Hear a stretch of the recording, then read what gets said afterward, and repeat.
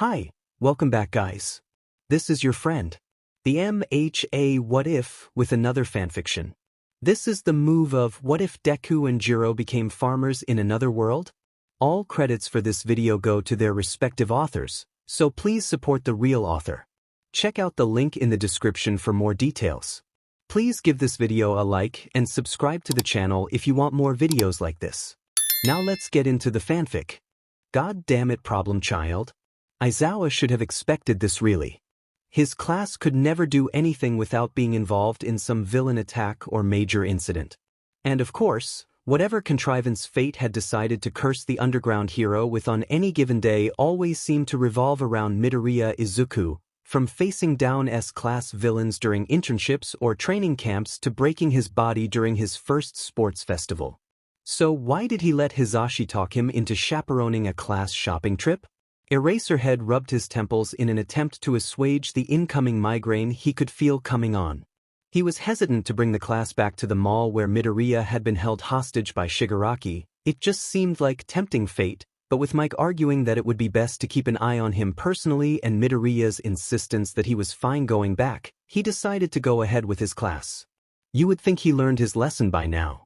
A child had been separated from his mother and panicked, and accidentally lost control of his quirk. His class had been near the child, specifically two, Midoriya Izuku and Jiro Kyoka, the former who moved closer to help the obviously distressed child, the latter placing herself as far from Mineta as she could. When the young boy's quirk activated, bright blue light began filling the area around him, blinding most in the surrounding area, with the two students unable to be seen through the effect.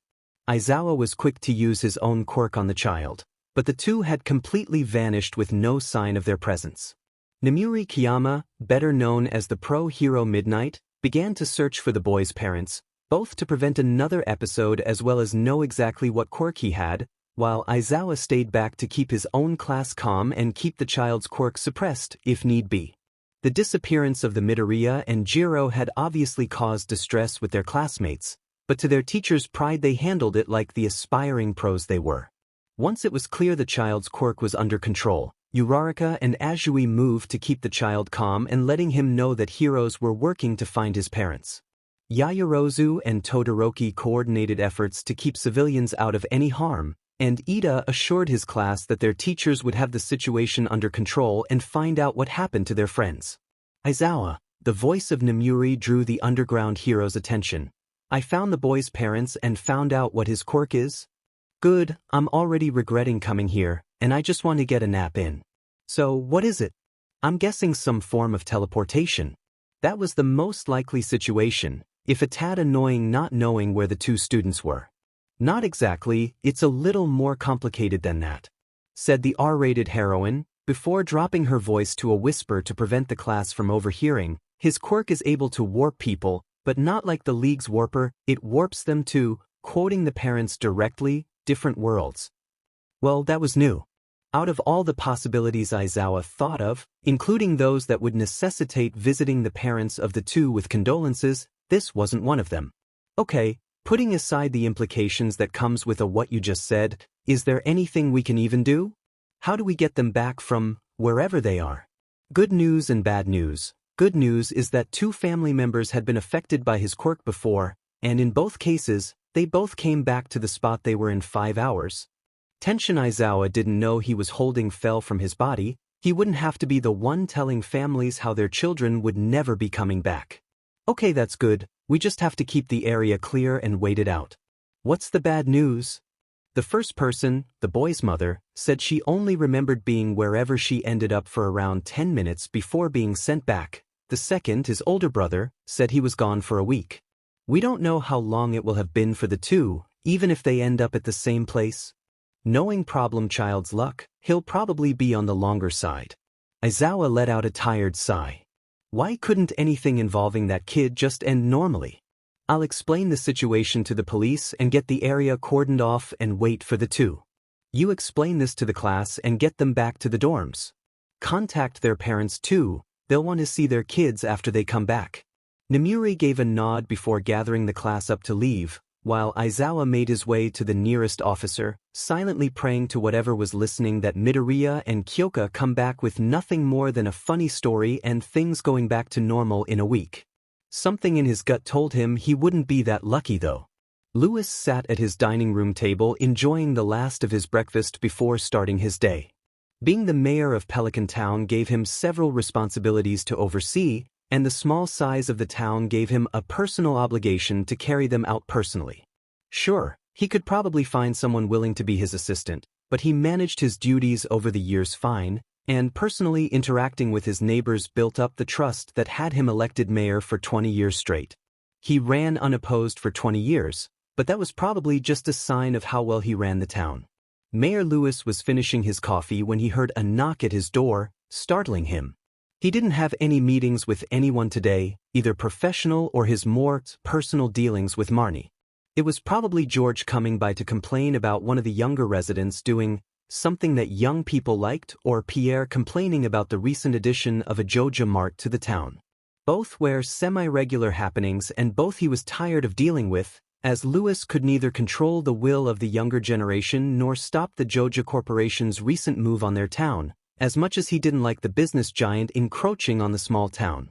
Opening his door to see Elliot, out of breath from sprinting to his doorstep, was not what he was expecting. Elliot was far more concerned about completing his first novel than any of the goings-on of the other residents, so clearly something important must have happened. Mayor Lewis? Willie, two people each? Harvey's, the young man panted out in between heavy breaths. Calm down, Elliot, just get your breath first.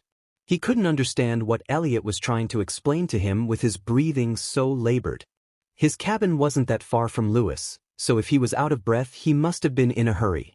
Eventually the writer managed to catch his breath and explain the situation with better clarity. Willie found two strangers, a man and a woman passed out on the beach, probably washed ashore. They were still breathing but weren't waking up, so he had me come get you while he and Alex took them to Harvey's clinic. Said you would probably want to see them yourself. Well, now that was certainly a reason for panic. Not much in the way of danger happened in Pelican Town, beyond the monsters in the mine, but the Adventurers Guild took care of that. Two random people showing up in town needing medical attention was not something that happened every day. Or ever, to Lewis' knowledge. I appreciate you getting here quick, Elliot. You can go back home. I'll stop by Harvey's and make sure they're okay. Lewis closed the door behind him and made his way to the clinic, but not before asking Elliot some questions about the strangers. Did you get a good look at the two? Not really. Willie was carrying the woman over his shoulder while Alex was picking up the man. They both had fairly rare hair colors, purple and green, and were wearing a uniform similar to a boarding school. I didn't see their faces, but they were on the smaller side, so they might still be students. That was probably as good as Lewis was going to get without seeing them for himself, and begun to make his way towards Harvey's clinic. Alex was having an odd day. What should have been a normal day of training and grid ball practice was interrupted when he begun his early morning training on the beach. Normally Alex was by himself. Sometimes the old fisherman Willie was casting from the pier, or Elliot was staring at random stuff on the beach for inspiration or whatever. But today Willie was bent over two bodies, thankfully still alive, and was roped into helping them to the clinic while Elliot was told to go get Mayor Lewis. Not that Alex minded, he wasn't just about to leave someone in need of help because he wanted to train. Plus, he even managed to get some training in anyway, as the guy he was carrying to the clinic was kinda short, but made of pure muscle, making him fairly tough to carry across town. Maybe I should ask the guy for workout tips when he wakes up. Alex and Willie reached Harvey's clinic and placed the two on some beds to be examined. While Willie was explaining how he found them, Alex finally got a good look at the two. They both had unusual colored hair, the girl purple and the boy green, and were probably a little younger than Alex. The boy had 4 freckles on each cheek forming a diamond below each eye, and a closer look at his right arm showed some serious scarring, the kind that came from injuries that ended pro athletes. The girl was even weirder, as she had what looked like the end of headphones or auxiliary cords coming from her ears. Alex thought about tugging on one to see if it was real or if it would come off, but the good doctor ending his conversation with Willie and beginning his examination stopped him before he could. Weird ear things or not, Alex decided to stick around, wanting to make sure they were all right, But Harvey moved him out of the room, telling him the examination would be private. So, while Willie went back to his shop, he still had to make a living. Alex sat down and grabbed a magazine to pass the time. The mayor entered the clinic not long after Alex sat down. After telling Lewis what he knew and being told he would be informed when the two recovered, he left and got back to his interrupted training. Well, they should make a full recovery. The only reason I can tell for them still being out is exhaustion. The town's local doctor Harvey told Lewis. His initial examination for any potential life-threatening injuries didn't take too long, but after seeing the scarring on the boy's arm and the strange protrusions from the girl's ears, he took some x-rays and a nerve conduction test, which took up some time. Lewis was kind enough to bring the man some lunch after he lost track of time with his newest patients. Harvey led Lewis to the room the two were recovering in, while going over what he had found. They both seem in exceptional shape, suggesting a lot of physical activity, but I am rather concerned with the amount of scarring on the boy's arm. Whatever caused that injury gave him some permanent ligament damage to the point he may lose function in that arm permanently with a few more breaks. In addition, they both have evidence of a concerning number of microfractures over their body. Lewis turned to look at the two strangers. He knew better than to make assumptions based on appearance, but for the life of him he just couldn't picture either one of them starting trouble and causing fights to receive that many injuries in their lives. Maybe the boy got injured often in some sort of full-body sport, probably culminating in whatever happened to his arm. The girl might have gotten harassment from whatever was going on with her ears. Pelican Town might be a welcoming community, but he knew not every place was so tolerant. Harvey continued his diagnosis, breaking Lewis from his thoughts. They both seemed to have, for lack of a better description, changes to their body. Both? Asked the mayor. The girl's abnormality was obvious, but he couldn't see anything different about him. Even if green hair was fairly uncommon, it wasn't that strange. Yes, both. The boy might not have any obvious oddities, but his muscle and bone density are much higher than the norm. He could probably take any number of monsters in the mines with his bare hands. And I'm sure you have seen the cables coming from the girl's earlobes. They're fairly hard to miss, thought Lewis, but he didn't want to interrupt the doctor. What is surprising is that they are not just continuations of the ear's cartilage but contain nerves and musculature. I can't tell until she wakes up, but it's likely that the cables are completely prehensile. I'd like to run a brain scan on her to see what changes the addition of 2 new limbs has caused, but I don't have the equipment here. Harvey began to continue with more information about the boy's musculature that Lewis did not fully comprehend, so he simply nodded along to the doctor as he let his mind wander. Both of them were clearly not from anywhere around Pelican Town. Their uniforms didn't match any sort of boarding school within 100 miles, and surely some news about a girl with earlobe limbs or a boy with super dense muscles would have spread around, even if only as gossip. With the war between the Ferngil Republic and the Godaro Empire, news from the later nation was sparse. They could have come from the Empire, but neither of them looked like natives to Godaro. The last thing possible lead he had in mind was the wizard Rasmodius, who lived in the forest to the west of Pelican Town, but beyond the girl having purple hair and the two being odd, he really had nothing else to claim he was involved somehow. Lacking any better option, Lewis decided to make a trip to visit the wizard ladder in the day after making a post on the town bulletin board for a town-wide meeting tomorrow. As he thanked the doctor for his help and made his way out of the clinic, he had barely walked 10 paces before Harvey ran out the door and practically dragged Lewis back inside. The cause for the sudden retrieval was clear when Lewis was rushed back to the room he had just left, as the pair of strangers that had been lying unconscious were both slowly but surely rousing from their forced sleep. Out of all the hospital beds Izuku had woken up upon, this was one of the best. The cushion was actually soft and didn't feel like a slightly soft wooden board, and the blankets were actual blankets, not the thin sheets that Recovery Girl called a blanket. Overall, a solid 9 out of 10 hospital bed. Wait, hospital bed? Izuku's eyes shot open, the panic rising in his chest not helped by the unfamiliar setting. This clearly wasn't Recovery Girl's office, and judging by how the medical posters on the walls were written in English, it wasn't anywhere he was familiar with. Izuku fought the stiffness in his neck to look around the room, seeing an L-shaped room with 3 beds, and in the bed to his left resided the music lover of Class 1A, Jiro Kyoka. While Izuku didn't enjoy the fact that whatever happened to him also affected one of his classmates, he was slightly relieved that he wasn't in unfamiliar territory alone. Okay Izuku, try to remember what happened. The verdant-haired boy thought. We were at the mall with Aizawa and Kiyama, then that scared boy, then a bright light and now here. While it didn't help explain what exactly happened, it did narrow it down to a Quirk accident, which exited Izuku despite his best efforts to take the situation seriously. What quirk did the boy have? Was it teleportation? That would explain the strange hospital room. But why did Izuku and Jiro pass out? Did it use the energy of the people affected rather than the user? Maybe. Mop Top, is that you? It's too goddamn early for this. Jiro's drowsy complaints snapped Izuku out of his non-internal muttering. Why the hell are you even in my room? Her comment died on her lips as Jiro began to look around the room, eyes widening as her own panic grew. Where the hell are we? Jiro almost shouted at her classmate, distress clear in her voice. Do you remember when we were at the mall? A nod from Jiro prompted Izuku to continue. There was a boy that I think lost his mother, and his quirk acted up. If I had to guess, I think it was some sort of warp quirk. While Izuku did say it was a guess, to Jiro a guess from the resident quirk nerd was as good as confirmation to her. But that just raised more questions on their situation. Any idea where we are? She asked. But before Izuku could respond, the door to the hospital room opened up, and two men, clearly non-Japanese, walked in.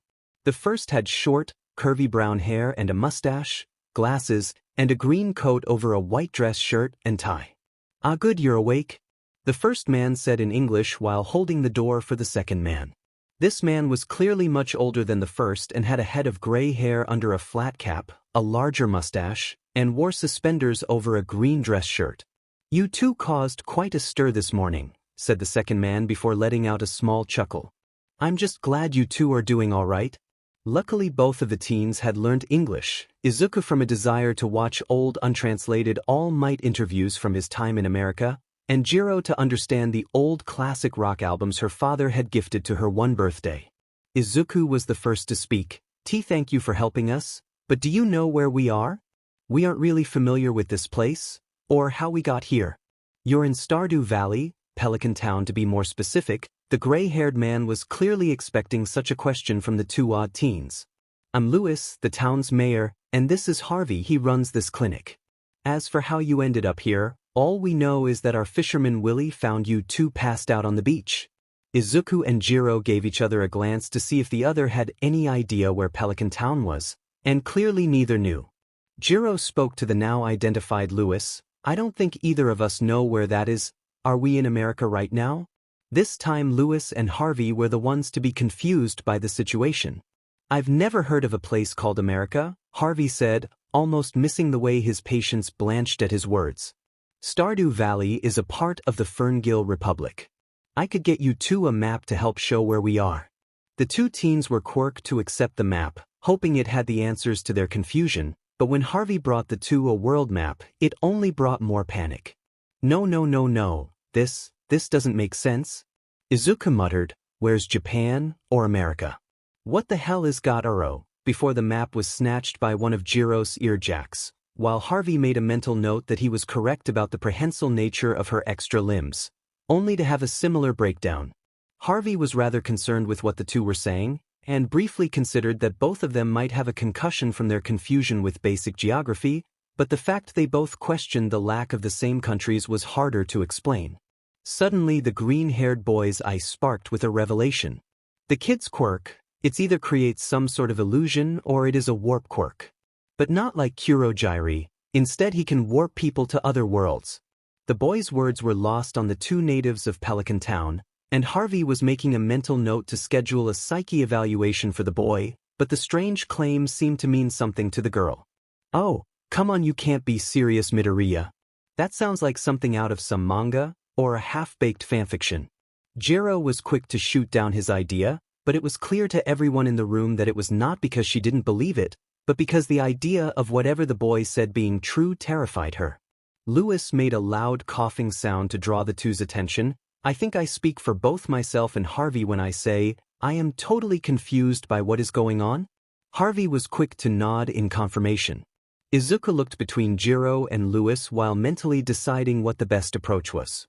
The two had clearly shown that they were unfamiliar with the location they ended up, and trying to play it off as confusion from the unconsciousness was not only not likely to work, but also cause problems in the future.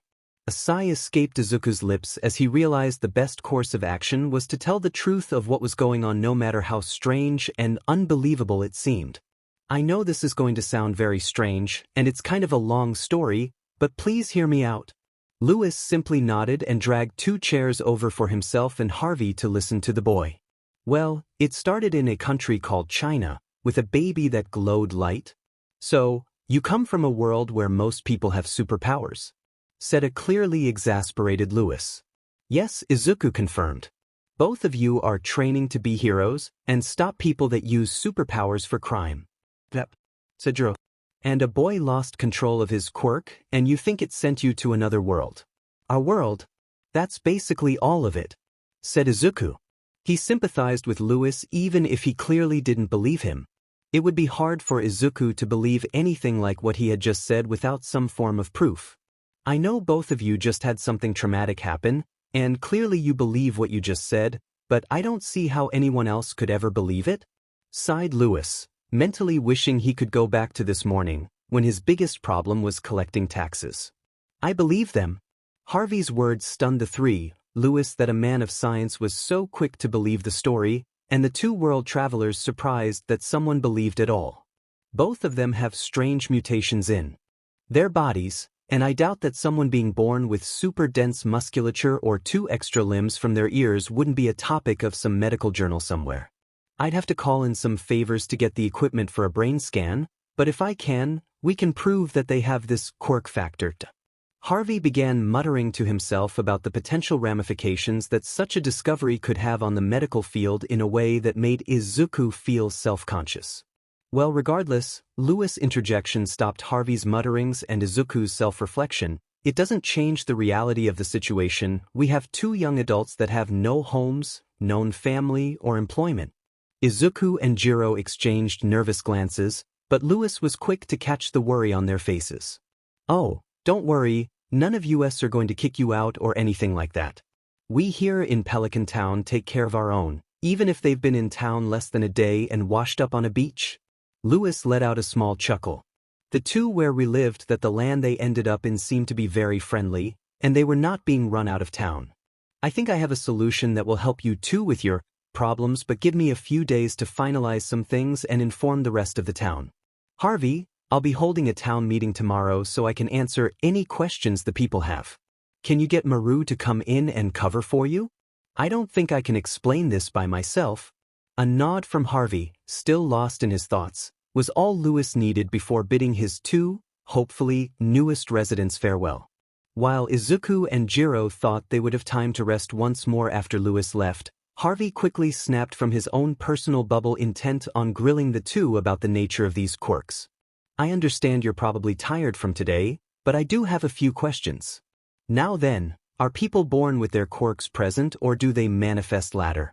Jiro was considering engaging the doctor in conversation, but upon seeing Izuku's eyes light up at the prospect of talking quirks with someone as interested as himself, she held her tongue. Seeing him be so excited about a hobby was even kind of cute in a way. Wait, cute?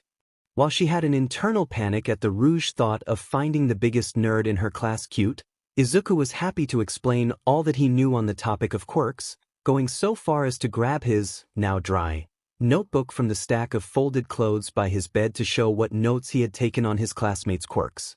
It was while explaining how the exact type of quirk could affect the time frame of manifestation that Jiro turned her focus back on the conversation. What do you mean 16 months? 4 years is 48 months? Izuku and Harvey were both confused by the other, as something as simple as the number of months in a year shouldn't be a point of disagreement. Suddenly Harvey had a realization and quickly left to grab a small calendar he kept in his office. I think I understand the confusion, Harvey said while flipping the calendar to the current date. We must have different systems for measuring time. True enough, as Izuku and Jiro looked through the calendar, they saw 1 year was divided into 4 28-day seasons, totaling for 112 days in a year. Jiro kept looking through the calendar, noting the current date was winter 26th, one day after the Feast of the Winter Star, which in her opinion just seemed like an off-brand Christmas. While Izuku explained the system the two were familiar with, 1 year composed on 12 months and 365 days. Luckily the system of 24 hours was constant, and the two wouldn't have to adjust to an entirely new sleep schedule. So, I guess with this calendar we would be around 52 or 53 years old. Jiro let out an amused huff, imagining a middle-aged Izuku throwing out his back fighting villains. Well, with that out of the way, I did have one last question. Harvey pulled out some x-rays he took of the two while checking for injuries. While most of any differences to the standard human body are explained by the presence of your quirks, there is one thing that is still nagging me. As Harvey placed the x-rays to the backlight, the images in question were shown to be the bones in the pair's feet. Kyoka, you lack a joint in your pinky toes, but Izuku doesn't. Is this in any way related to quirks? Wait, isn't the toe joint thing used to see as someone has a quirk or not? Jiro thought to herself, but Izuku has a quirk. So why does he have the extra joint? Her questions were answered by Izuku. Normally people with quirks only have the two toe joints. I got misdiagnosed as Q-quirkless when I went to the doctor because I was born with the extra joint. I'm kind of a medical outlier. Jiro didn't see anything wrong with his explanation. Medical anomalies happen sometimes, and an extra toe joint wasn't that weird. But the way he refused to meet either her or Harvey's eyes was slightly concerning. I guess being diagnosed as quirkless was a bad day for him. Jiro reasoned. But even then, when his quirk manifested, it should have cleared everything up. I guess I'll ask him about it later. I see. Fascinating that such an evolutionary step would affect vestigial parts of the body. And yet somehow the appendix is still there. Harvey mused. Well, I've bothered you enough, I feel. I'll let you get some rest. If you need anything, I'll still be in the building. After Harvey turned off the lights and left the two so they could sleep, Izuku finally had time to ruminate on all the information he had been told.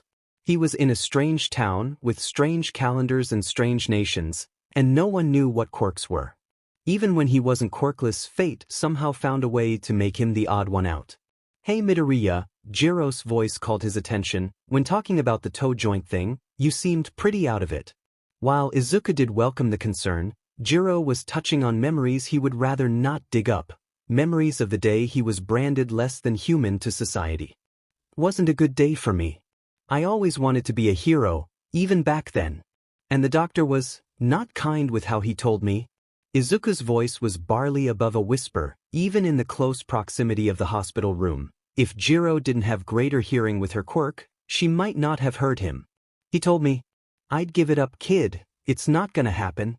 Like he didn't even care that he was telling me my dream was impossible. Wow, that guy sounds like a dick. A small chuckle escaped Izuku's lips, which Jiro considered a win. But hey, you showed him. I bet when you got your quirk he changed his tune immediately. Jiro was hoping her words would help lift the gloomy atmosphere of the conversation, but the distraught look on Izuku's face before he turned around made it obvious. She only made it worse. 15, the boy mumbled out, and even with Jiro's hearing she couldn't hear all of what he said. Sorry, I didn't hear that. I was 15 when I got my quirk. Didn't have enough muscle mass to use it without blowing myself up, so my quirk didn't activate. It was a practiced lie that Izuku was accustomed to telling, but the implications of such information was never easy to tell anyone. Until the entrance exam, everyone thought I was Q-quirkless. Oh, well, that explained a lot. Jiro had wondered how someone with such a strong quirk was so timid, or how he made such drastic improvements with his quirk so quickly compared to everyone else. And why Bakugo thought he was quirkless for so long. He didn't hide his quirk from the blonde. Izuku didn't even know about it.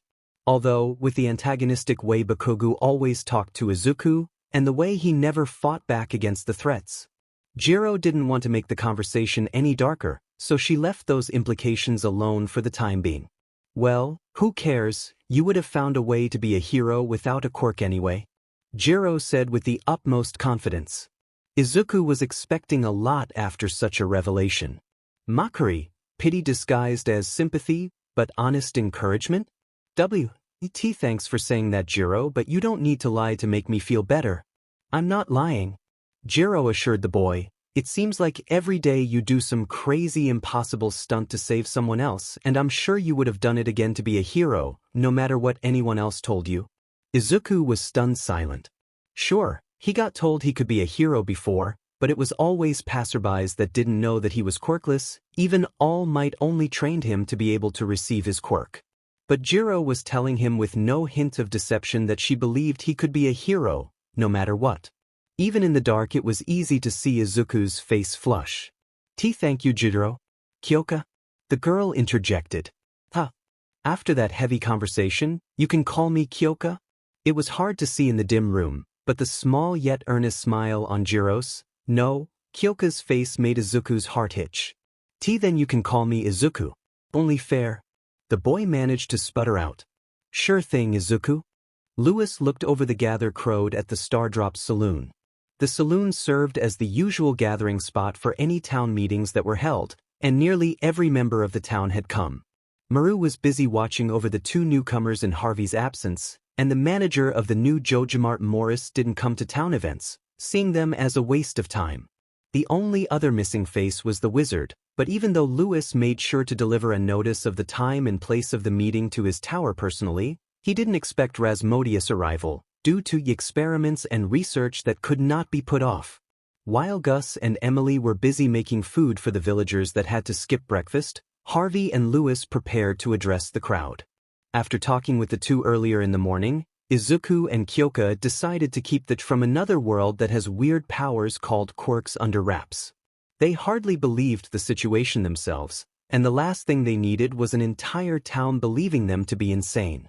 Instead, they would simply be two young travelers that could not return to their homeland for private reasons, while Izuku's superhuman strength and Kyoka's extra ear-based limbs the result of exposure to odd magics. Although magic was a documented phenomenon, not many beyond dedicated practitioners knew much about it, so it would serve as a plausible explanation. Alright, everyone that's going to be here is here and we all have busy days ahead of us, so I'll just get right to the point. The conversations of the villagers died out as every gave Lewis and Harvey their attention. As some of you already know, yesterday morning Wiley found two people, a boy named Izuku Midoriya and a girl named Kyoka Jiro, washed up on the beach by the pier before he and Alex brought them to the clinic. Both of them are doing fine now, but for reasons they would rather keep private, they don't have anywhere else to go for the foreseeable future. The comment got a few sympathetic looks from the group, particularly the three that found them. To be washed ashore and rendered destitute at such a young age must have been terrible. This meeting isn't to ask for handouts or donations, but because I've decided to offer them a place to stay on the old farm to the west. If they accept, the two will be the newest residents of Pelican Town. Several of the villagers were surprised by the news, as the mayor had turned down several offers to buy the once prized farm for a sizable sum, only to offer it up for free. George, a former coal miner now confined to a wheelchair, was the only one who seemed to have a major exception to Lewis' plan. You're going to give that farm away to two brats?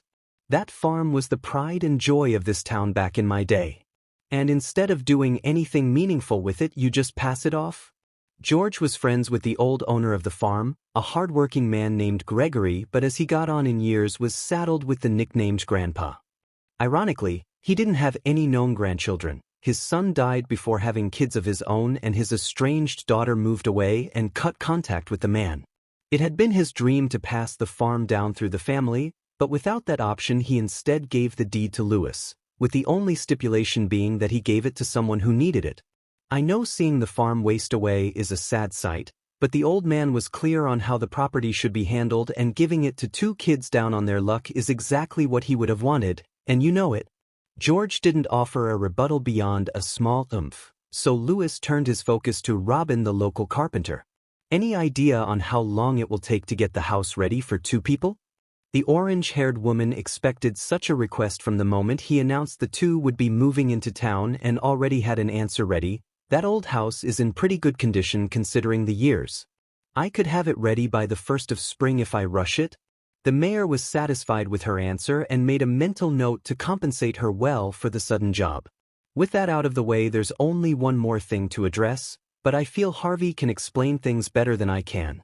Lewis stepped aside as the crowd turned towards Harvey, who cleared his throat while pulling out some notes.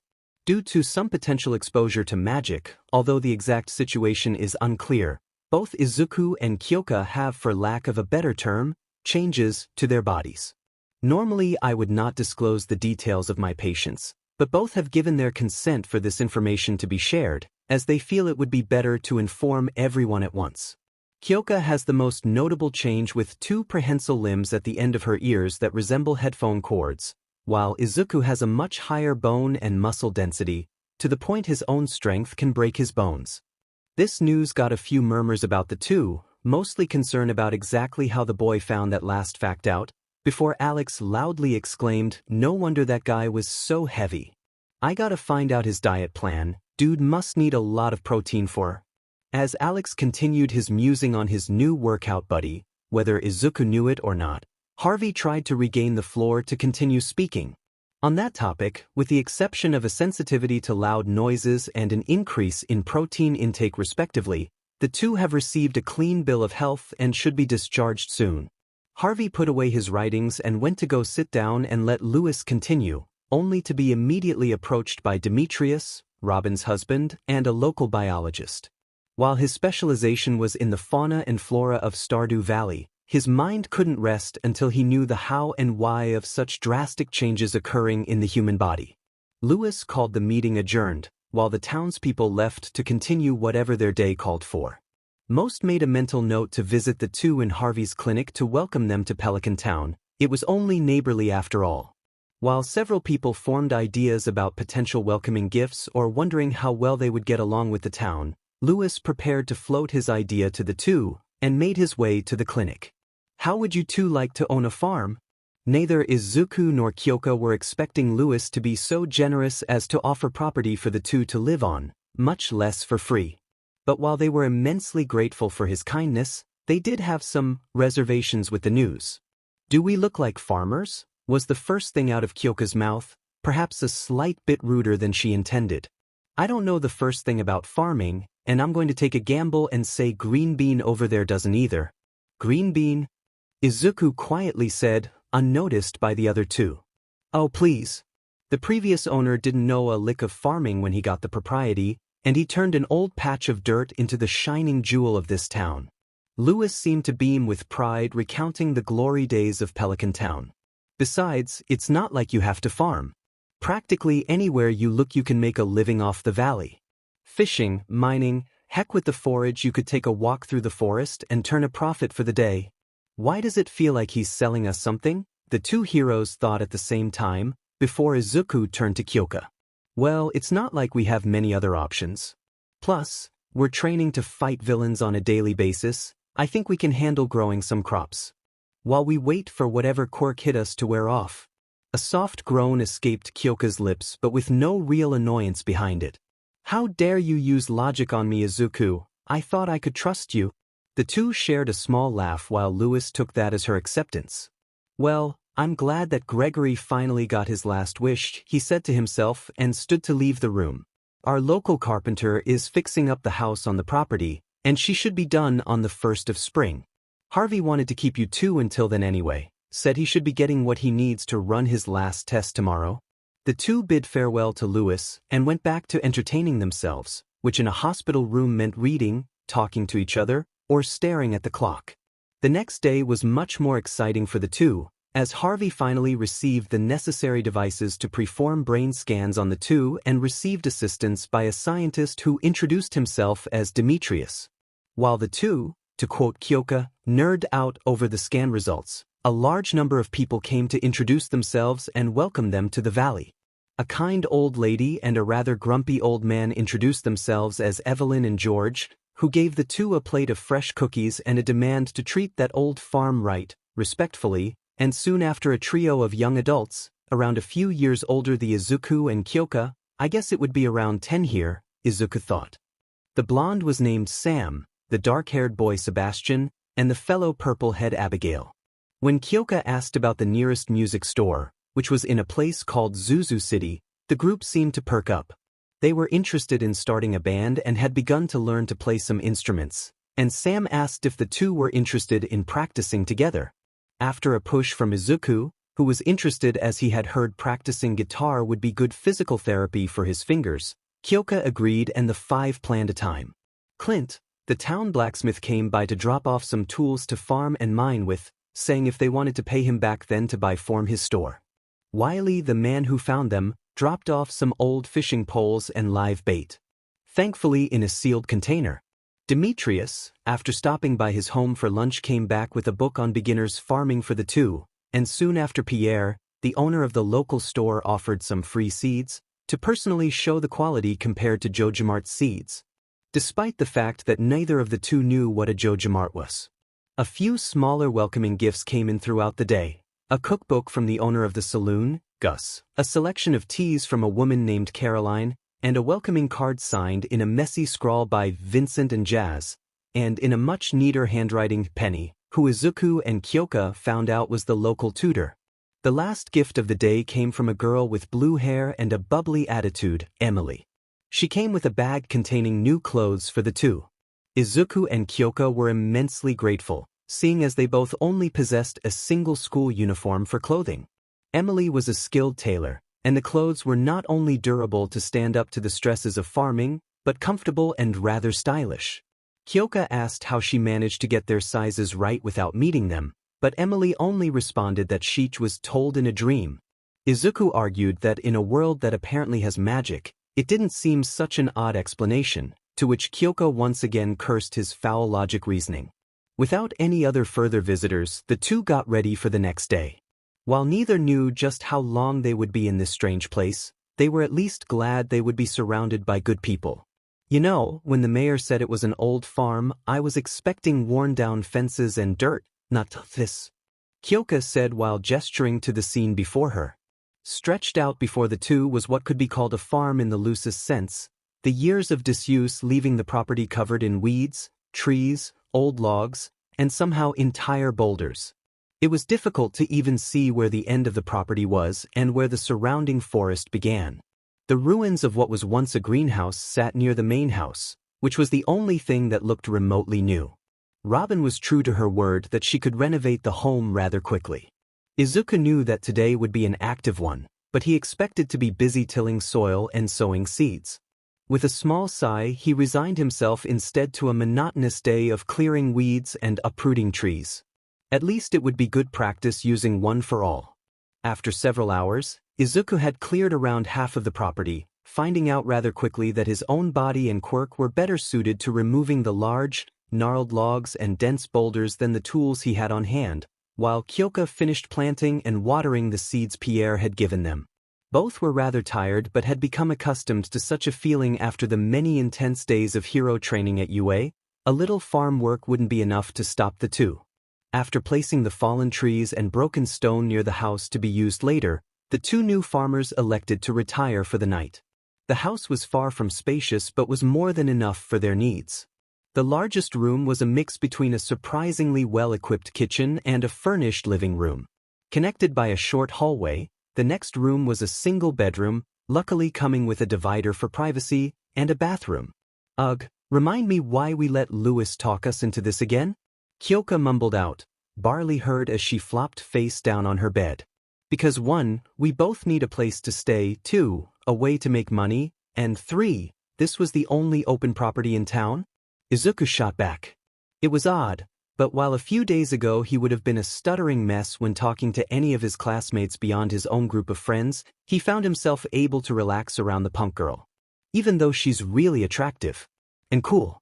And a traitorous part of his brain whispered before he forcefully stamped it down. The last thing Izuku wanted was to make the situation awkward between them.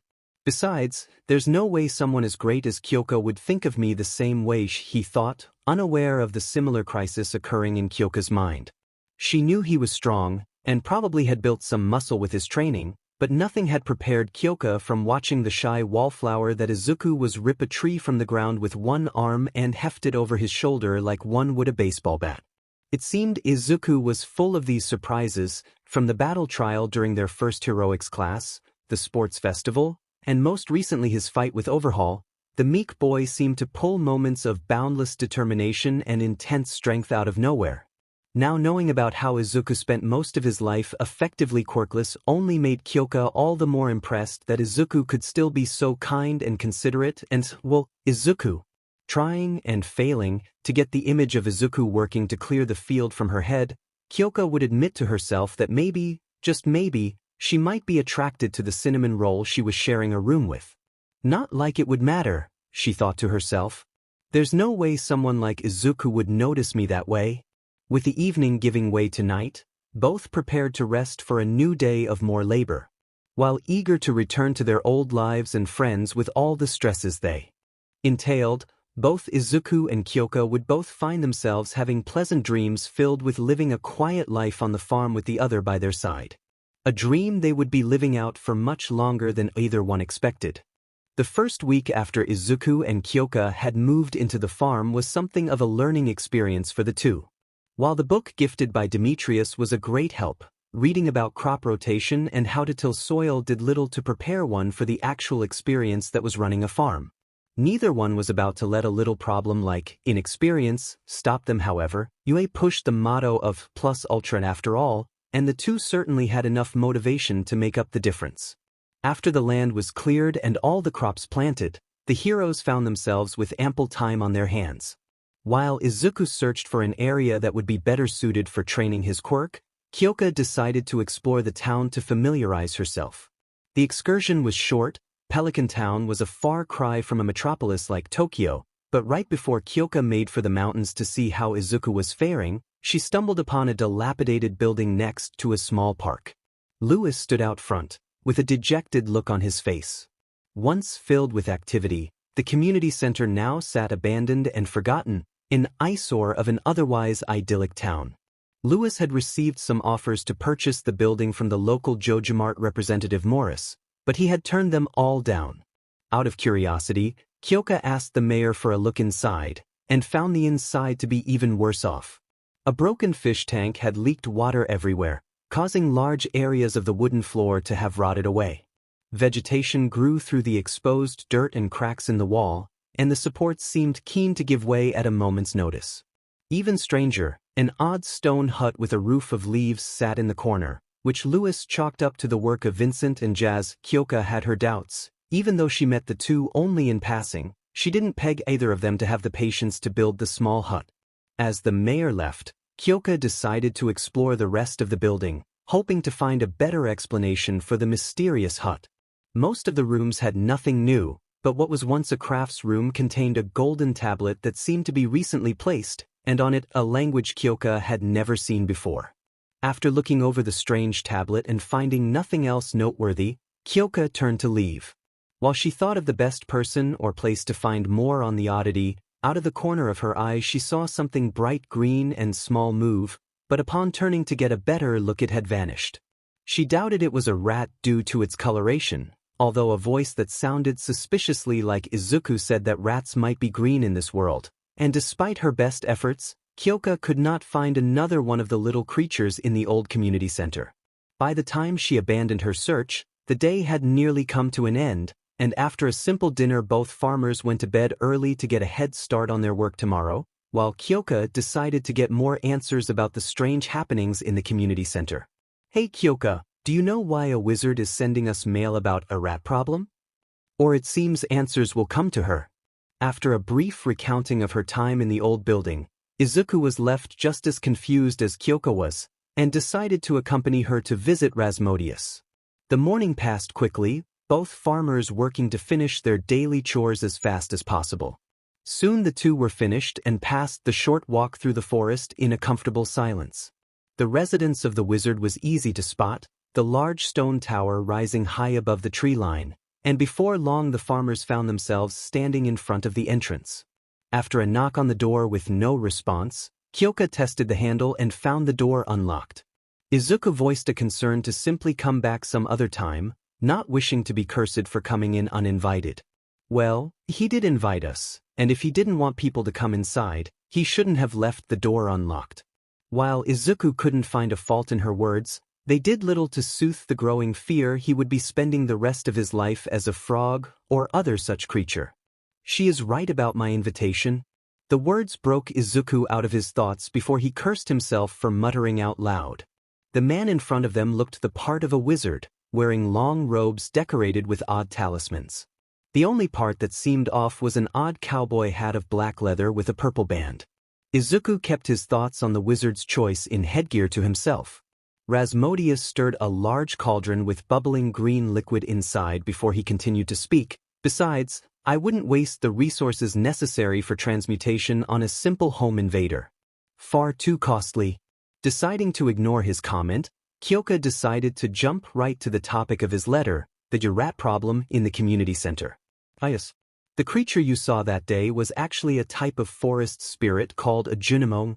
Rasmodius continued his lesson on the small creatures without breaking focus on his brew.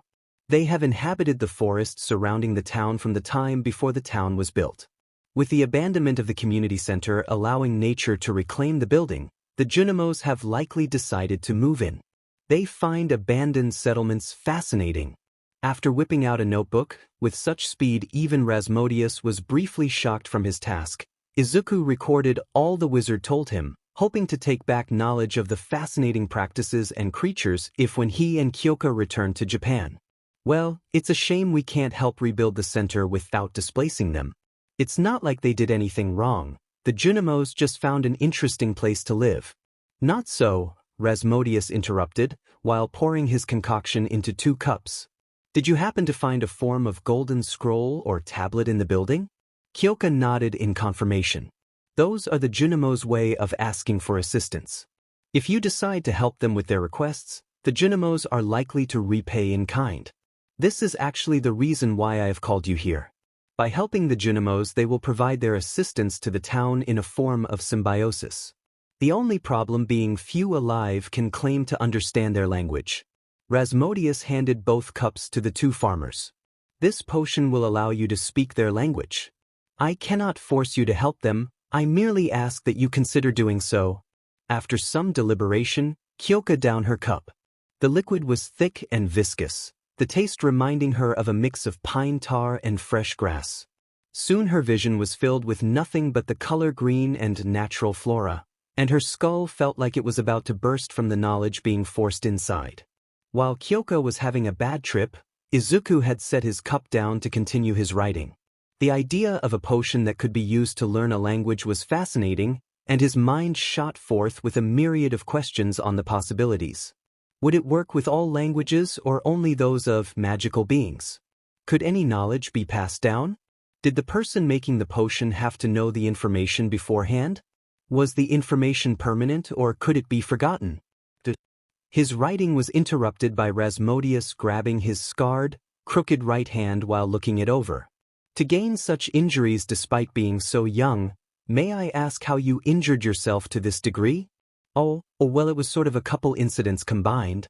I was competing in a festival tournament and my opponent, Todoroki, well, I can't really tell the specifics, it's not my place to. He was trying to prove a point to someone, but he was only hurting himself. I managed to convince him during our fight, but in the end, I needed some intense surgery in my hand. The second time was when a serial killer tried to murder a boy. I managed to stop him, but my arm was broken so severely that I have permanent ligament damage. Any more breaks and I could lose function completely? Rasmodius carefully inspected the boy's face during his story but did not find the slightest bit of deceit. To sacrifice his own safety for not only the life but mental well-being of others was admirable. Rasmodius considered his next actions after seeing the state of his arm, but hearing his tale erased any doubt in his mind. The wizard picked up Izuku's cup, causing some concern in the boy who thought he did something wrong. Instead of cursing him or loudly shouting to leave while blasting him with magic, as all angry wizards did, instead Rasmodius took a minute to find some more potion ingredients. After some time preparing and adding the strange collection of herbs and fungi he gathered, the potion in Izuku's cup was now a faint pink compared to the forest green it was. This should help with your arm as well as let you understand the Junimos. Drink it quickly, however, the potion goes bad quickly. With a quick itadakimasu, Izuku downed the potion, only to find the wizard quickly forcing a strip of leather into his mouth. Before he could begin to question the reason for this, an effect similar to the one Kyoka experienced started to take hold, only for the dancing visions and pounding skull to be instantly replaced with the sheer agony that consumed his arm. Clutching the limb to his chest, Izuku could feel the bones in his hand forcefully rearrange themselves and felt the combined pain of all the previous breaks in his arm hit at once. Finally, the universe decided to give a faint mercy to the boy, and Izuku's consciousness faded. He awoke sometime later to find himself on his back and kneeling beside him a concerned Kyoka, who immediately wrapped him into a hug. "I didn't expect you to awake for a few hours more." Izuku turned his head to see the wizard, standing from what looked like a spot for meditation. "My apologies for not telling you the pain the potion would cause, but I have found even with warning no one truly grasps the repercussions. The more damage one receives, the more pain one must endure. Your injuries were right on the threshold where the potion would do more harm than good." Izuku was left with mixed feelings about the experience. Pain was too weak a word for the suffering he had felt, but now that he had recovered, he felt fine. No, even better than fine. The phantom aches in his arm he had long grown accustomed to had completely vanished. The scarring in his arm was completely gone. Even the smaller aches from past injuries on other parts of his body had simply disappeared without a trace. Thanks. Yes. For fixing my arm, Izuku said while shifting his body to sit up, oblivious to the now blushing girl by his side. "But why did you help in the first place?" The wizard gave a small smile. "Consider it an incentive to carry out my request in aiding the Junimos." The two thanked Rasmodius for his assistance, even if Kyoka did say she would vibrate him so hard he would liquefy if he ever did such a stunt again, to which the wizard only gave a small chuckle. The farmers walked back to their property, while Izuku flexed and felt his arm in amazement. In truth, Izuku was already on board to help the forest spirits. He wouldn't be a good hero otherwise, but he wouldn't turn down having his body restored to peak condition. Even with the repercussions. Kyoka was busy piecing together the little information she heard while the effects of the potion wore off her. All of her class could tell Izuku and Todoroki were having much more than a simple tournament fight during the sports festival. Knowing that the heterochromatic boy didn't use his fire out of desperation, but because Izuku managed to save him from whatever bitterness was consuming him, well, knowing Izuku, it wasn't really a surprise. After a day filled with lectures on magical creatures and potion-induced blackouts, the farmer duo retired for the night, deciding to check the abandoned community center tomorrow. "Come on, Kyoka, I finally found the perfect place to train our quirks." Izuku's excitement was always a welcome sight for Kyoka, but she would rather such excitement come sometime in the PM. Or at least after 8 a.m. Outside, the sky was covered in clouds with rain pouring down. With the weather taking care of irrigation for the day, and no plants needing to be harvested, Izuku elected to explore the surrounding area while Kyoka got some much welcome sleep, before the green-haired farmer ran into the house shortly after he left, almost earning him a jack in the neck for his trouble. Izuku wouldn't listen to such responses as, "Please let me sleep and I'm sure the spot will still be there tomorrow." And so Kyoka found herself headed to the mountains in the morning while being drenched from the rain. "I still don't know why we can't just practice in the mines. That place has actual things to fight." Plus, the ores and gemstones they found were rather profitable, as despite going on to their third week of farming, they had made quite a profit from their finds. "I mean, I did consider it, but well..." Izuku slammed a fist into a cave bat that attempted to swoop down on him from above, sending it careening into the cavern as its death cries echoed off the walls. Quickly sidestepping a mole-like creature that attempted to burrow up from under him, Izuku grabbed and yanked it from the ground before throwing it at a giant flying insect, both dying upon impact. Behind him, Kyoka had two slimes in front of her and jabbed a jack into each, before pumping enough of her heartbeat that the gelatinous monsters were reduced to stains on the walls. The monsters there aren't really that difficult. Plus, if I use too much of my quirk or you're too intense with your vibrations, we might risk a cave-in. Kyoka had to concede both points, as their training to become heroes was much more intense than anything they had faced in the mines so far, and dying from being crushed alive sounded like a poor way to go. The two walked further into the mountains, passing the large mountaintop lake and the entrance to the mines. Soon Izuku had led Kyoka to a broken bridge past the east side of the lake, beyond which resided an old stone quarry. "This is the spot," Izuku exclaimed with a wide smile on his face. "So, you got me up and dragged me through the rain because you just had to show me an old quarry?" "Yep." The boy responded, oblivious to the sarcasm in her voice. "It's perfect. I can practice using more of my quirk to carry and break stone, and you can practice breaking denser materials with your vibrations. Plus, I'm pretty sure I saw some or deposits and gemstones too, so we're still making a profit while training." Kyoka had to admit the location was a good one, well suited to training both their skill sets. But there was one small problem that Izuku seemed to miss. "The bridge is out." In lieu of a response, Izuku simply charged up one for all, picked up Kyoka bridal style, and leaped across the broken bridge in a single bound. At first shaken from the sudden action, Kyoka jabbed a jack into his neck while hoping that Izuku didn't notice the blush that had spread across her face. "All right, smarts, next time at least warn me before you do that." Despite her tone, Kyoka didn't mind his actions. And it seemed from the small laugh he gave while rubbing his neck, neither did Izuku. "Ugh, remind me why I let you drag me to this?" Sebastian was far from his element. He preferred the confines of his room where he worked as a freelance programmer, or spending time with Sam and Abigail, the two people he felt closest with in town. He absolutely did not enjoy the uncomfortable suit and forced social interaction that came with the flower dance, the absolute worst town festival, in Sebastian's humble opinion. "Because you wanted to see if Sam asked Penny to dance as a friend yet again?" Abigail stood next to him, clearly as uncomfortable with the traditional white dress as Sebastian was with his attire. Seriously, literally everyone can tell he likes her except for themselves. It's infuriating sometimes. A notion Sebastian readily agreed with. There couldn't be a pair more oblivious to how they really felt than those two. Only for his inner dialogue to be corrected as the two new farmers arrived at the event grounds. Kyoka and Izuku were cool to hang out with, separately at least. Kyoka was impressive when it came to musical talent and a good instructor. After less than a month of practicing, the three-man band had improved so much the difference was night and day. Izuku was a bundle of nerves on a good day, but somehow this worked in his favor to make him endearing in a way.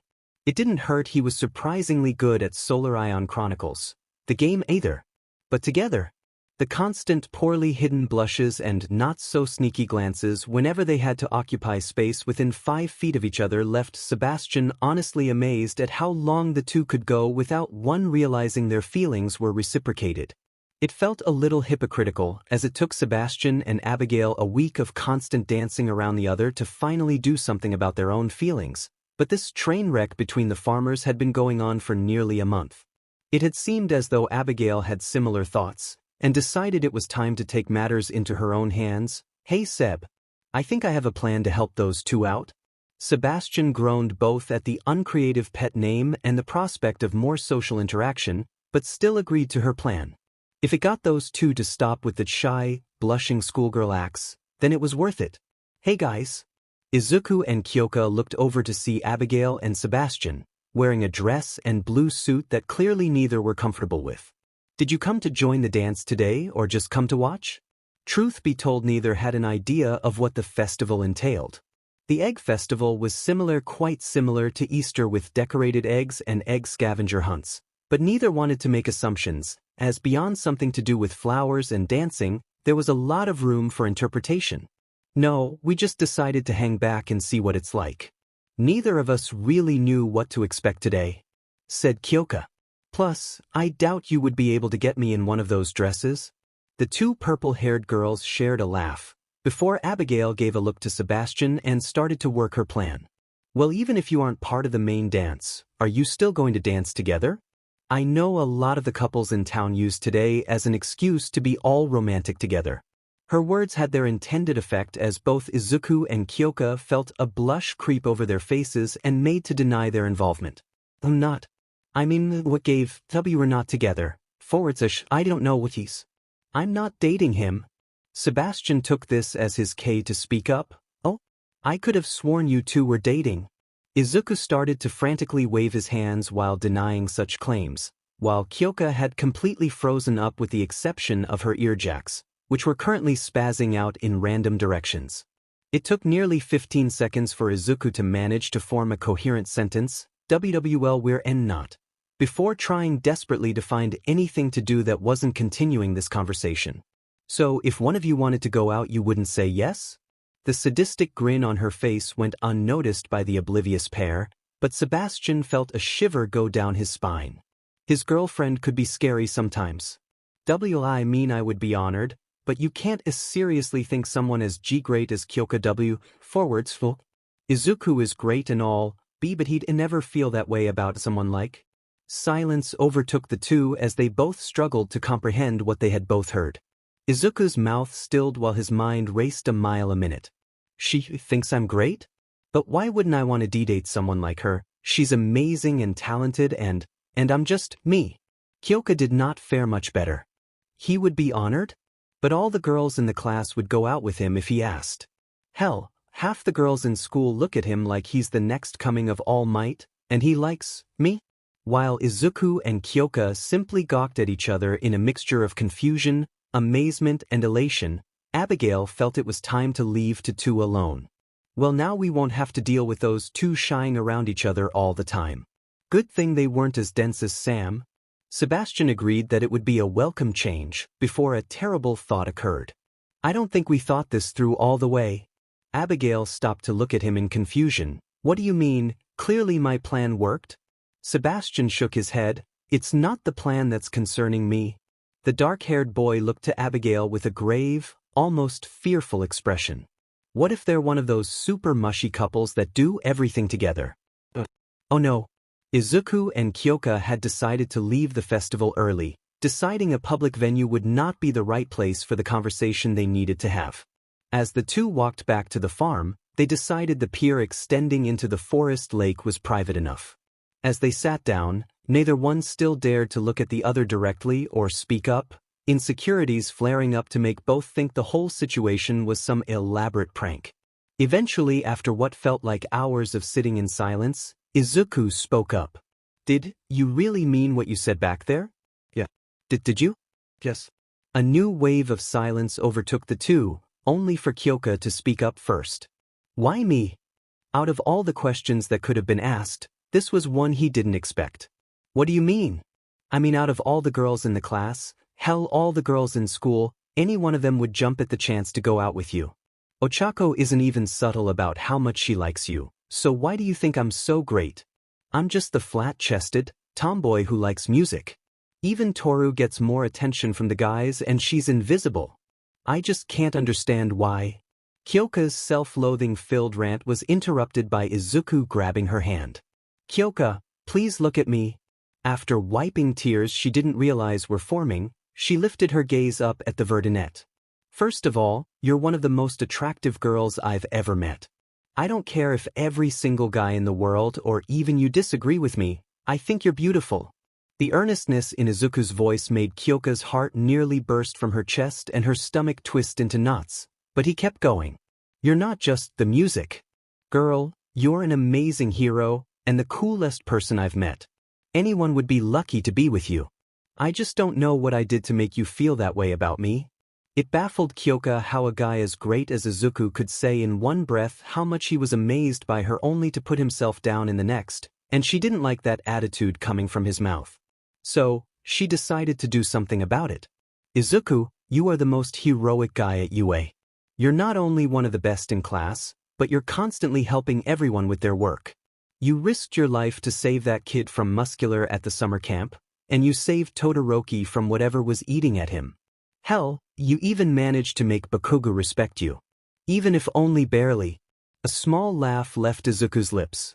Kyoka could listen to it forever, but she had to finish her point. Even before we got to know each other better, I don't think there is any other guy in class I would rather have been sent here with.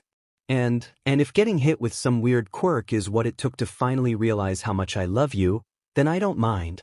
Kyoka was just as surprised at the word love coming from her mouth as the man in front of her, but she didn't feel any other word would do what she felt for Izuku justice. I'm glad you felt the same way, Kyoka.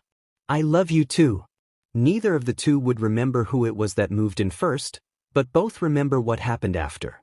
As Kyoka and Izuku's lips met, The faint sound of the forest faded away, and for a few brief, wonderful seconds, the only thing that existed to the couple was each other. It wasn't a deep kiss or a particularly long one, but it was enough for them. The two separated, before spending the rest of the day holding each other on the small pier, lost to their own little world. They didn't know how long their time in Pelican Town would be, but they would forever be grateful for what it brought. Attention, classmates! Midnight Sensei has just informed me that she has identified the Quirk Midoriya and Jiro were affected by. Ida's words grabbed the attention of the rest of Class 1A. While everyone kept their nerves during the incident, the class couldn't help but worry now that there was no active threat. After arriving back at the dorms, Ida was pulled aside by Midnight to inform him about the details of the situation and tasking the class representative with keeping the class calm. The quirk has a duration of 5 hours, after which the two will be returned to the spot they had vanished from. The news was a great relief for the class, with Izuku's closely knit friend group in particular breathing a heavy sigh of relief. I have also been informed that Midoriya and Jiro's family will be brought to the dorms to await their return with us. As such, we must show them the high standard to which we at UA hold ourselves. I have organized a cleaning list to be. As Ida attempted to corral the class into cleaning the dorms top to bottom, Class 1 as resident acid girl, Ashido Mina couldn't help but feel off. Normally, she had a sixth sense for romance that she used to attempt to get her classmates together, but ever since the incident at the mall she's had this growing feeling. Almost like a relationship had formed between two close friends, and she didn't even get to help the two get together. It's probably nothing. Alright, I'll get work started on the silo first thing tomorrow, and the coop after that. The summer heat came in quickly to the valley, practically overnight. It was still somewhat jarring to the two farmers how quickly the seasons shifted, but they were quick to adjust. Izuku had the foresight to prepare for the coming summer, and with the help of Maru, installed an irrigation system to their farmland. The added sprinklers didn't totally remove the need to water the crops, but it did help take a load off of the two, allowing for more effort to be focused elsewhere, such as animal husbandry. Kyoko was currently busy at Marnie's ranch, the woman offering to teach how to build all manner of items, from kegs to cheese presses. While the purple-haired girl was taught in the ways of the rancher, her boyfriend went to Robin's to commission the buildings necessary for raising animals, as well as a few new additions to the house. I also have some furniture already made, so I can have the new double bed brought to your house by tonight, the carpenter said with a knowing smirk. Izuku quickly made himself scarce, not willing to be subjected to such teasing. He already got enough from his new friends, the last thing he needed was their parents getting in on it as well. At least none of them are as bad as Ashido? The thought of his classmates stopped the boy in his tracks. The time had flown by, but it had been over a month since the incident at the mall. As much as Izuku liked Pelican Town, he still had a home in Japan, another life and a mission waiting for him to return. What was Shigaraki doing during the hero's absence? What plans were being created to see the downfall of society? God damn it. Twice, where did you put my fucking controllers? I haven't even touched them, asked Dabi. I hope he melted them. After taking a minute to shake the thought from his head, Izuku continued his walk to the town library. Worrying about things out of his control wouldn't do any good, and he had faith that even without himself and Kyoka, his friends were strong enough to handle whatever comes their way until they returned. And they would. He just had to keep thinking that. As he entered the library, Izuku took a spare moment to look over the collection of gems and artifacts. Where once stood empty display cases as the previous collection had been entirely lost, but now the glass contained a small trove of precious stones, gems, geodes, and old artifacts. It was far from a complete restoration, but it was a solid start. Penny entered the building while Izuku admired the growing showcase and began to organize and prepare for another day of tutoring. Pelican Town was without a proper school, and the nearest town was too far of a commute to be practical in the long term, even before the failure of the local bus. Penny decided to take it upon herself to provide an education to the two children of the village. Vincent and Jazz. Laws concerning education seemed much more lax compared to Japan. As long as the children were able to pass examinations to show they understood the information, the Ferngil Republic did not bother with enforcing attendance to a licensed school. Hello there, Izuku. Oh, hello. Sorry I didn't notice you come in. The green-haired boy responded. It's all right. I was actually wondering, are you busy today? A quick shake of his head confirmed he was not.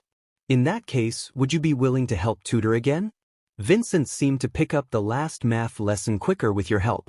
Of course, I don't mind. How long until they get here? I can go home and grab some supplies. Penny was quick to stop him. That's all right, I brought more than enough. We'll start with math today. I know you offered to help, but I won't keep you long. It wasn't long before Jazz, Marnie's niece, entered. She was initially shy of the two new residents, but after mustering the courage to ask Kyoka about her cool ear dangles, the two hit it off. Some time with Izuku during her tutoring helped warm her up to the young farmer as well. Vincent arrived a few minutes after Jazz, and his solemn face lit up at seeing Izuku would be helping again today. The lesson went by quickly. Even if the history was entirely new and the reading unfamiliar, math would always be math, and Izuku considered it to be among best subjects. Right below Hero Law. As Izuku made to leave, Penny stopped him before the door. Are you going to be busy tomorrow? Not beyond the usual, but I thought you didn't tutor tomorrow? He asked with a hint of confusion. I'm not, but I planned a small educational field trip to the forest tomorrow. It's really just going to be a picnic while I quiz them on natural science, and I wanted to know if you or Kyoka would like to join us. Well, I don't know about Kyoka, but I'd love to, Izuku said with a large grin on his face. As Penny told him the planned time and left to get back to her lesson, Izuku let his mind wander to tomorrow. A nice relaxing lunch with friends sounded like a perfect break for the two farmers. Hey there, Kyoka, Izuku. Gus' friendly greeting was loud enough to cut through the commotion of the small crowd in the saloon. While she preferred to cook her own meals, today Kyoka and Izuku decided to have their dinner at the Stardrop saloon, both from not wanting to put forth the effort of preparing their own food, but also a desire to interact with the community. The last few days were dominated by a rainstorm, and while it meant the two farmers did not have to spend the effort of watering their fields, with most of the town not wanting to brave the weather, Izuku and Kyoka had little interaction with people beyond each other. With the rain finally letting up, the two decided it would be a good idea to spend some time at the small saloon. A very popular sentiment it seemed, as what felt like half the town had the same idea. After battling their way to the counter, the two placed an order, a large salad with a side of grilled salmon each. Fish was actually a large part of most people's diets in the valley, as most farms in the area only raised animals for products such as wool and milk, not for slaughter. That wasn't to say the entire area was pescatarian, but with the local farm practices meaning meat products had to be imported in, most people only had meat for special occasions and town events. Luckily, the famers had little trouble adjusting, but Izuku would admit it was hard going without his favorite meal of katsudon on a regular basis. The only seats not taken were two bar seats near the register Gus used to do business, and with some reluctance, the famers sat down. There wasn't anything wrong with the spots themselves, no localized drafts, annoying glares, or wobbly stools. The problem was with how close they were to Gus. The owner of the saloon was all in all a great guy, generous to his neighbors and always ready to offer a hand to those in need, but well, are you too excited for the luau? Out of all the festivals it's one of my favorites, and not just for the communal soup pot. While everyone pitches into the potluck and the soup, every year I make this special glazed ham that's a hit with the town. I'll have to make sure to save some for you too, my treat. I get the meat from a friend in Zuzu City who runs a butcher shop. Even with a discount the ham cost a pretty penny, but I can assure you, it's worth it. As for the glaze, I use spices from Ginger Island. He was passionate about his craft. A little too passionate. Izuku didn't mind so much as he knew the feeling of being so absorbed in a passion that you can't help but talk on and on for hours, but by the second sentence Kyoka had tuned out. As she pretended to pay full attention, a skill the girl had picked up in middle school and mastered at U, Kyoka let her mind wander.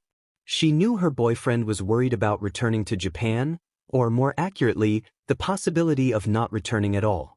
To be honest, the idea of just waiting for the effect to wear off had always seemed a bit flimsy to her, and if whatever quirk that warped the two worked like that, then surely it would have worn off by now. The only reason Kyoka allowed herself to believe that someday soon the two would be returned to Japan was because, well, she was scared. scared about never seeing her friends again. Scared of the thought of her parents mourning for her without even a body to bury.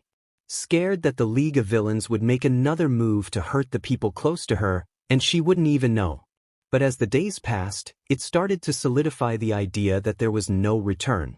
Izuku did a good job of hiding it, but Kyoka had been around him long enough to see past the thin facade he put up. He had started throwing himself into working the farm and training, barely giving himself a moment to rest and dwell on the bigger picture. But with the last few days of rain, there wasn't enough for Izuku to do to totally occupy his mind, and it showed. Kyoka didn't know how to approach the topic, as she didn't even want to admit the possibility of never returning to herself, much less out loud. So she didn't. After that depressing train of thought, Kyoka finished her meal shortly after Izuku did, and mingled a bit to take her mind off of things. Even if she was stuck here, at least she wasn't alone. She had new friends, a stable source of income, and a boyfriend that had the personality of a cinnamon roll and the strength to shatter glaciers with a flick of a finger. All things considered, she could be worse off. The farmers paid for their meals and said goodbye to their friends before making their way back home. Spending some time curled up together on the sofa while watching whatever was on TV would do them both some good, help put the thoughts of not coming back on hold, even if only for a night. It had become something of a ritual to end the day by simply enjoying each other's presence, with a movie or radio to provide background noise. A daily tradition Kyoka wasn't keen on changing. If Izuku had a single G for every time his right arm was engulfed in sheer agony after being brought to Pelican Town, he'd have 2G. Which was surprisingly little considering his track record of breaking limbs in the past. But unlike the shattered limbs of the past or even the wizard's potion, where he at least knew what had caused such pain, right now he had no clue what was happening. The day had started out like any other: wake up, eat breakfast, tend the farm, until the two farmers decided to go spelunking in the mines. A couple days ago they had reached a new section of the caverns, with the frigid cold and ice giving way to an uncomfortable heat. The two tried to be careful with this new area. While the monsters still posted little threat, they were getting noticeably tougher, and going in overconfident could be disastrous. Izuku was occupied by what looked like a vaguely humanoid mass of shadow wearing a wooden tribal mask when he heard Kyoka cry out. He turned to see his girlfriend knocked to the floor by a larger shadow person that had snuck up on her, and quickly moved to her side. In reality, Kyoka wasn't severely injured and would only suffer a large bruise where the creature struck. But in the rush of the situation, all Izuku could see was the woman he loved suffering. Until his vision went red, and a wave of anger overtook him. Izuku had been angry before, but this was different from the anger he felt from being mocked most of his life for being quirkless or learning the abuse Overhaul put Eri through, which helped fuel his drive to change things for the better. This anger was all-consuming, flooding every part of his body until it felt like it would burst. And then it did. From his right hand, shadowy tendrils erupted and started writhing, thrashing, and destroying. The two shadow creatures barely had time to realize what was happening before being bisected and dissipating. Even with the threat gone, Izuku couldn't control whatever was happening to him, much less stop it. The only thought that cut through the pain was the fact that he was still near Kyoka, and put everything he had into making the black, shadowy mass avoid her. Kyoka, who hadn't had time to pick herself off the ground before whatever the hell this was left in shock. The black tendrils seemed to be avoiding her, but the same could not be said of the surrounding stone. As chunks of wall and ceiling were torn away with surprising ease, Izuku's worrying about triggering a cave-in seemed prophetic in hindsight. If Kyoka didn't do something soon, they would both be buried alive under a mountain of stone, but what could she do? Even if the black mass hadn't hit her yet, the way they cleaved through stone made approaching a very risky prospect. It was shameful to admit, but the situation had Kyoka frozen in her spot, unable to bring herself closer to help, and unwilling to leave Izuku. Until she saw his face. In her mind, Izuku's face was always a bright smile that lit up the room, or a look of absolute confidence, but now his face was twisted in a horrifying mix of pain and fear. And Kyoka's legs moved on their own. Either by exceptional skill or dumb luck, Kyoka closed the distance and wrapped her arms around the boy. Izuku. It's alright, I'm here. I'm fine. The sudden contact and her words seemed to help ground Izuku somewhat, as the thrashing became a little less intense. I know you're probably scared and hurting a lot, but we're going to be fine, just focus on my voice and what I'm saying. It was a bluff. For all she knew, the cave ceiling could come down at any moment, but if the choices were to save herself and abandon Izuku or stay and risk her life with every second, then there really wasn't a choice. By some miracle, the worst never came to pass. Despite the large amounts of damage, the cavern held strong as Kyoka tried everything she could think of to break Izuku out of whatever had taken hold of him. After a few minutes of calm assurances, breathing patterns, and grounding techniques, the odd shadowy mass no longer risked collapsing the cavern. It took half an hour before the tendrils had totally receded into the boy's arm. The moment they did, almost all the tension in the Verdinette's body left, and with the panic and adrenaline no longer flowing through his body, Izuku passed out. When Izuku awoke, he wasn't in the mines, or even anywhere in town, but an empty expanse. In front of him was a bald man who seemed vaguely familiar. Hey there, Nine. Hell of a way to get a new quirk, huh? New quirk? Izuku's mind was racing trying to figure out who this man was and what he meant when he realized he couldn't speak. Yeah, it's probably going to be like that for a while, but don't worry about it. Wait, can he read my thoughts?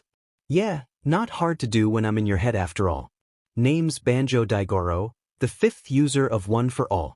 Kyoka left the small entrance to the mines, straining to carry Izuku over her shoulder, while trying to gather her thoughts.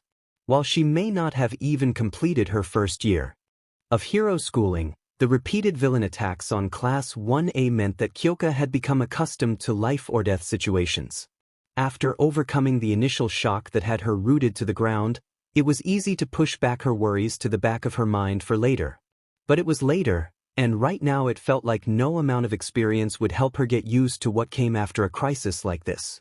After the boy in her arms had passed out, she initially feared the worst, but a quick check of his pulse proved he was still alive. After slowly dragging her surprisingly heavy boyfriend to the elevator, then and only then did she allow herself the time to panic. She felt worse than she did after the USJ attack. While Shigaraki may have brought a Nomu, a bioengineered weapon designed to kill All Might, she never actually saw the fight between the monstrosity and her classmates. Kyoka knew some of her friends nearly died, but being told about an event and being there to see the people close to you almost die was quite a difference. And being there, in person, watching the person closest to her in terrible pain and practically begging for help, Kyoka had hesitated. I'm such a failure. None of the class would hesitate to help him. Izuku wouldn't hesitate to help anyone. I'm trying to be a hero, but I couldn't even move to help. The self-deprecating thoughts were cut off as Kyoka heard Izuku stir and begin to wake. She quickly moved to sit him up against a tree by the large mountain-top lake. Izuku woke slowly at first, trying to adjust his eyes to the light and work the stiffness from his muscles, before the memories of what happened before he had passed out caused him to snap wide awake while calling out, "Kyoka, are you?" His girlfriend grabbed him by the hand, putting a halt to his panic while trying her best to stay positive and confident. I'm not hurt, B, but you did scare me there for a minute, Mop Top. While Kyoka hoped being casual about the encounter would help alleviate any remaining tension, all her comment did was make Izuku even more concerned. Kyoka, I'm so sorry, I almost hurt you and I couldn't stop it from. Hey, calm down. You don't have to apologize to me. Kyoka knew that trying to stop Izuku from apologizing for something was like trying to hold back the concept of gravity, but she still tried every time. Izuku's eyes moved to look at the ground and his voice fell, B, but I could have hurt you, or worse. But you didn't, and I know you, Izuku. You wouldn't hurt a fly unless it was robbing a bank, and I know for sure you wouldn't hurt me. Besides, I'm the one that should be apologizing. Izuku was confused by her statement. He almost killed them both via a quirk accident and she was the one saying sorry? I don't understand, why are you apologizing? Almost. But it wasn't your fault, I know you tried your best to stop whatever the hell that was. The earphone jack user shouted out, and I couldn't move. I saw how much you were hurting and I hesitated. You throw yourself into anything to save people you don't even know and I just couldn't. But you did. Izuku moved closer to his distressed girlfriend. I was so scared, and I didn't even have an idea of what was happening or how to stop it. And then you ran in to help me. When you were there, I just felt like everything was going to be all right. You were a real hero. My hero. While his speech made Kyoka feel a little better about the situation, Izuku could tell she was still beating herself up for panicking. The two sat in silence for a moment, while he considered his next words, before the boy decided to speak up again. You know, I'm always scared when doing hero work. Kyoka wiped away tears that were forming to look back towards Izuku. Pretty much every time I have to fight someone, I always think of the worst possible outcomes, and it terrifies me. A large grin spread over the boy's face as he continued his pep talk. But then I think about how I can help stop that from happening. Well, technically that's not true. Before I even know if I can help, the idea of helping just pops through my head, and before I know it, I'm already moving to help. But before that moment, I'm hesitating, thinking what's going to go wrong. As his words sank in, Kyoka moved to sit next to her boyfriend and take a moment to process. After a small, comfortable silence, she spoke up. Hey, Izuku? As he turned his head to look at her, Kyoka gave the boy a small kiss. Thank you. Not one to be outdone or waste a romantic moment, Izuku startled Kyoka by pulling her onto his lap before hugging her from behind. The couple shared the evening resting under the tree, while watching the setting sun's light cascade across the surface of the lake, casting the world in a comfortable warm hue. By the time Izuku felt it was time to leave, a couple of hours had passed and the two had barely moved. He was about to suggest returning to the house when a realization hit the young farmer. She had never actually asked him about what had happened. Hey Kyo, he said before receiving a small hum of acknowledgement. Aren't you going to ask about what that whole thing was? Well, I am curious, and mostly I just want to know how to stop something like this from happening again. But I felt like if you were comfortable with talking about it, you would bring it up. So, are you? The purple-haired girl responded while trying to crane her head to look at Izuku's face. Before giving up and returning to the comfortable position she was in. Well, I am, but it kind of involves brining up some secrets, and before you say anything, no, I don't have to tell you, and I do want to tell you. It's just a really long and weird story. Kyoka let out a low chuckle. Well, we have time, and I'm currently cuddling with my boyfriend I started dating after we were both warped across dimensions. So, talk away. Izuku started at the beginning, not from the day he was diagnosed quirkless, but with the dawn of quirks themselves. Two brothers, one born with a quirk above all others, the ability to steal quirks, and the other sickly and powerless.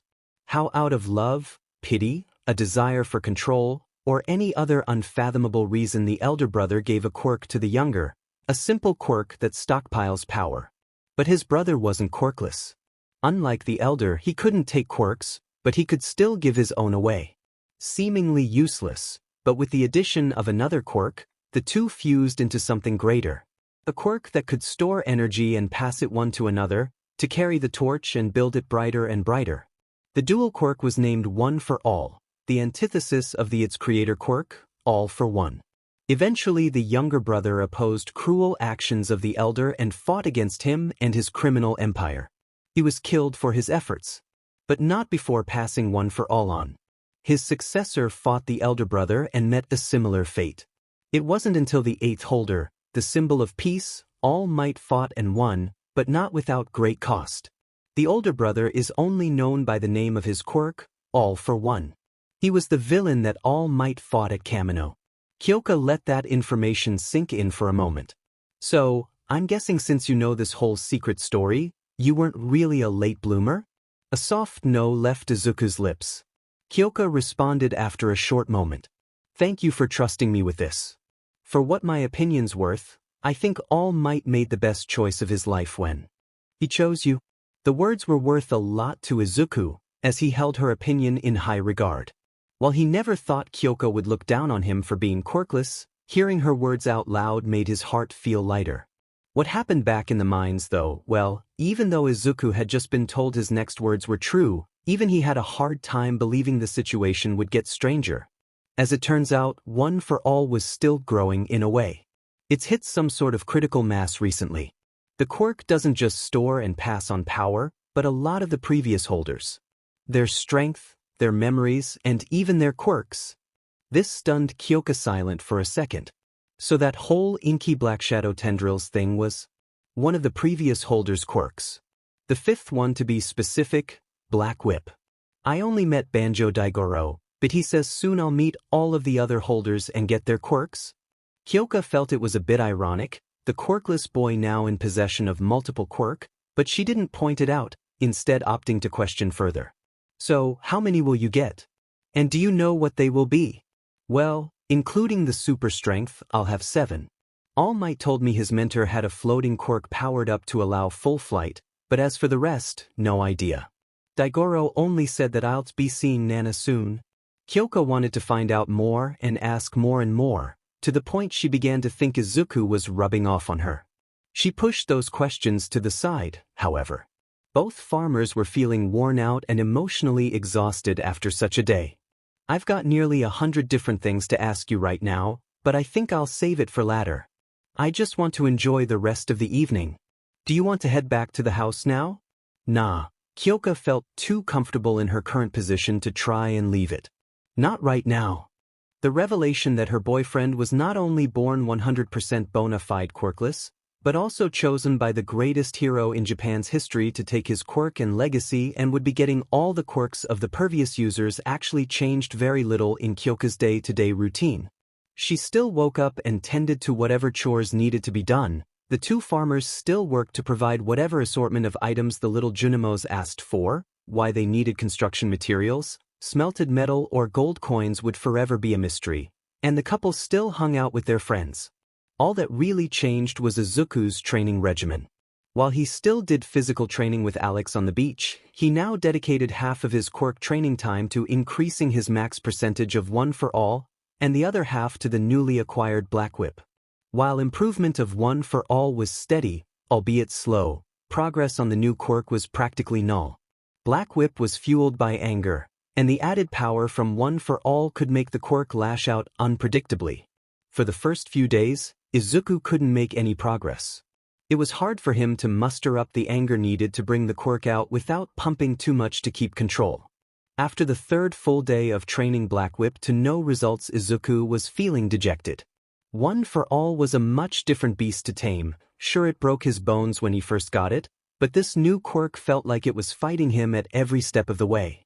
His mood hadn't improved at all when he returned to the house, something Kyoka easily picked up on. Still nothing? She asked while preparing 2 plates of some recipe Emily had mailed over. Izuku let out a weary sigh and shook his head. It's just frustrating. When I got One for All, it felt like I was starting a decade behind everyone else. I couldn't even use my quirk without hurting myself while the rest of the class was improving every day. And now that I actually have a handle on it, another quirk shows up and it feels like I'm being dragged back to the starting line again. Izuku took a moment to eat while he collected his thoughts, eventually finding the words to explain himself further. I know I should be grateful. There are people who would give up everything for a strong quirk like this. I just hate feeling like you're not enough? Kyoka knew the feeling well. Kids were cruel, as most children with mutation-type quirks could attest. Add in the fact that until she discovered the ability to channel her heartbeat through her earjacks, Kyoka got hit with the weak quirk stigma as well. She knew how much that type of crap could stick with you, and Kyoka would be the first to admit she got off rather easy compared to some of her old middle school classmates. For a boy who spent most of his life being told he should just give up on his dreams, that his existence was a mistake, well, Izuku didn't offer a response, but the look on his face told the purple-haired girl she hit the mark. Luckily, she knew just the cure for the lingering self-doubting thoughts. Besides the pair's nightly ritual of bad movies and cuddling, Izuku was a results-oriented person. While he may be smart enough to realize that mastering a new quirk would take time and effort, actually seeing some results, no matter how minor, was the quickest way to break him out of this funk. Well, you said Black Whip needs anger to work, right? A nod from Izuku prompted her to continue. Well, are you just trying to feel angry, or do you think of anything to get you there? The only thing I can think of that gets me angry enough to use Black Whip is being in a situation like defending Koda from Muscular or stopping Overhaul to protect Eri. Anything else I've tried just doesn't have the kick to get it going, but those life or death moments make Black Whip too uncontrollable. So that was the problem. Izuku wasn't angry enough normally to drag the quirk out, or he got too angry to maintain control. Kyoka and Izuku dined in silence while the girl mused on just how Izuku could hit that perfect sweet spot. Dinner was nearly over, and the two began to wash their used dishes when the girl finally spoke up. Hey Izu? How was it like growing up? Quirkless, I mean. The Verdunette wasn't expecting such a question. From the day Kyoka found out he was a late bloomer, the exact details of his childhood went unspoken. She knew the hell that growing up quirkless in a quirk-dominated society was. In their first month of UA Class 1A had been presented with a lecture concerning discrimination based on quirk status. During the lesson, the exact statistic of how many quirkless people committed suicide in their lifetimes was given, 40%. Only for the class to erupt when Aizawa revealed it to be one of his logical ruses. In actuality, 40% of the quirkless population committed suicide before they had even finished high school. While the class reacted with horror and disgust that people would drive someone to such lengths simply for the lack of a quirk, Izuku and Bakugo were silent, both trying to look anywhere other than the front of the class. Statistics and graphs are impersonal, however, and Kyoka needed to hear the details from her boyfriend. It was bad. It started out pretty simple. I still orbited around Bakugo and his cronies, even when they started calling me Deku or making me the villain in every game. But pretty soon it got worse. Izuku had stopped washing by this point, with his gaze lost reminiscing on past cruelties. I liked analyzing quirks, even before my diagnosis, and I tried to give everyone advice on how to use theirs or new techniques. Anything to be helpful, prove I wasn't useless. He didn't really like that. Said I was trying to call them stupid for not knowing how their own quirks worked. By this point the dishes sat in the sink forgotten by the both of them, Kyoka too invested to do anything other than listen to what Izuku had to go through. Then one day, a kid in my class asked if I wanted to help him with quirk training. He could grow spikes from his hands. I was so excited that someone actually wanted my help. I didn't notice that he was leading me to the back of the school, to a blind spot where there weren't any security cameras. Izuku began to trace his thumb over a spot on his arm. The potion from the wizard healed every bit of scarring on his body, but sometimes Izuku could still feel them. From then on, I was the official test dummy for anyone to practice using their quirk on. Any teacher that saw what was happening ignored it. But honestly, that wasn't really the worst part. It gets worse. Kyoka didn't know if she wanted to know what could be worse than constant abuse like that. Well, physically that's the worst it got. Kaken actually put a stop to it one day, said that they shouldn't waste their time on some worthless Deku, but from the glare he was giving them I could tell he was pissed off. A small smile graced itself on Izuku's face, before it just as quickly disappeared. The worst thing was the pity. It stated small, the teachers telling me to be careful playing with the other kids. Wouldn't want someone with my condition to get hurt after all. But it just never stopped. Every single person in my life treated me like I would break if they looked at me wrong. A groan of metal snapped Izuku out of memory lane, as he realized he had begun to grip the lip of the sink hard enough to leave imprints of his fingers. I don't really want to talk about it anymore if that's all right. Yeah, I get it. Clearly the topic was a sensitive one, no point in trying to force a conversation over it. But on the bright side, I think I may have an idea for getting control of your new quirk. Izuku cocked his head, wondering how the conversation they just had could help. I'd say from your handiwork on the sink all that bullshit you went through makes you pretty angry. Kyoka pointed an ear jack to the new dents. Have you tried using that to bring out Black Whip? No, not really. Thinking back to those days just hurts, so I try not to. By now the dishes had been left to soak, completely abandoned, as Kyoka dragged Izuku to sit on the sofa. You know that's not healthy, right? The purple-haired girl responded in concern. Izuku left her without an answer long enough that she decided to speak up again. I'm not saying you need to tell me your life story in graphic detail right now, but anytime you just want to talk about that stuff I'll listen. While his face didn't notably change, Kyoka could have sworn Izuku's eyes brightened up, even if just a bit. Thanks, Kyoka, for putting up with my shit. I know it's probably a lot to. Hey. Kyoka stuck a jack to the boy's neck in what could be seen as a threatening manner, but Izuku knew better. If she wanted to hurt him, he would already be convulsing on the floor from the vibration. I'm not putting up with anything. You would literally move a mountain if I asked you to. This is the least I could do. Plus, I like seeing you happy. As she pulled the jack away from her boyfriend's neck, she felt a smirk creep onto her face. Also, what's with the swearing? She asked sarcastically. The boy I started dating would have fainted the second he heard the word fuck. Well, I have been living with you for the better part of 2 months. As the two shared a laugh and enjoyed their evening together, Izuku silently thanked whatever cosmic forces governed his life had allowed Kyoka to enter it. The next day during his training, Izuku began to test out Kyoka's suggestion. It was difficult to even think back on the discrimination and abuse without falling down a cycle of self-pity and doubt, but after a few hours of failed attempts he had finally managed to move a large stone from one end of the quarry to the other without breaking it. It didn't make him feel as good as the day he received one for all, standing atop the last scrap from Takoba Beach as he screamed in victory.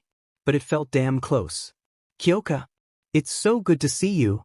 The cheerful voice of Emily rang out the second the girl in question stepped into the household. It seemed like every time anyone entered a building the Blueannette was currently in, she somehow knew and was ready with a greeting no matter what she was doing or where she was. You say that every time you see me? Kyoka responded, passing by Emily's craft area to see the girl focused on whatever creative endeavor had her focus for the week. While the girl was a skilled tailor, Emily often branched out and dabbled with a variety of passions. Because it's always true. Emily had a painter's smock on top of her outfit, and in front of her was a half-filled canvas. It seemed to be of some kind of whale, but in the sky? And for some reason a potted plant was there.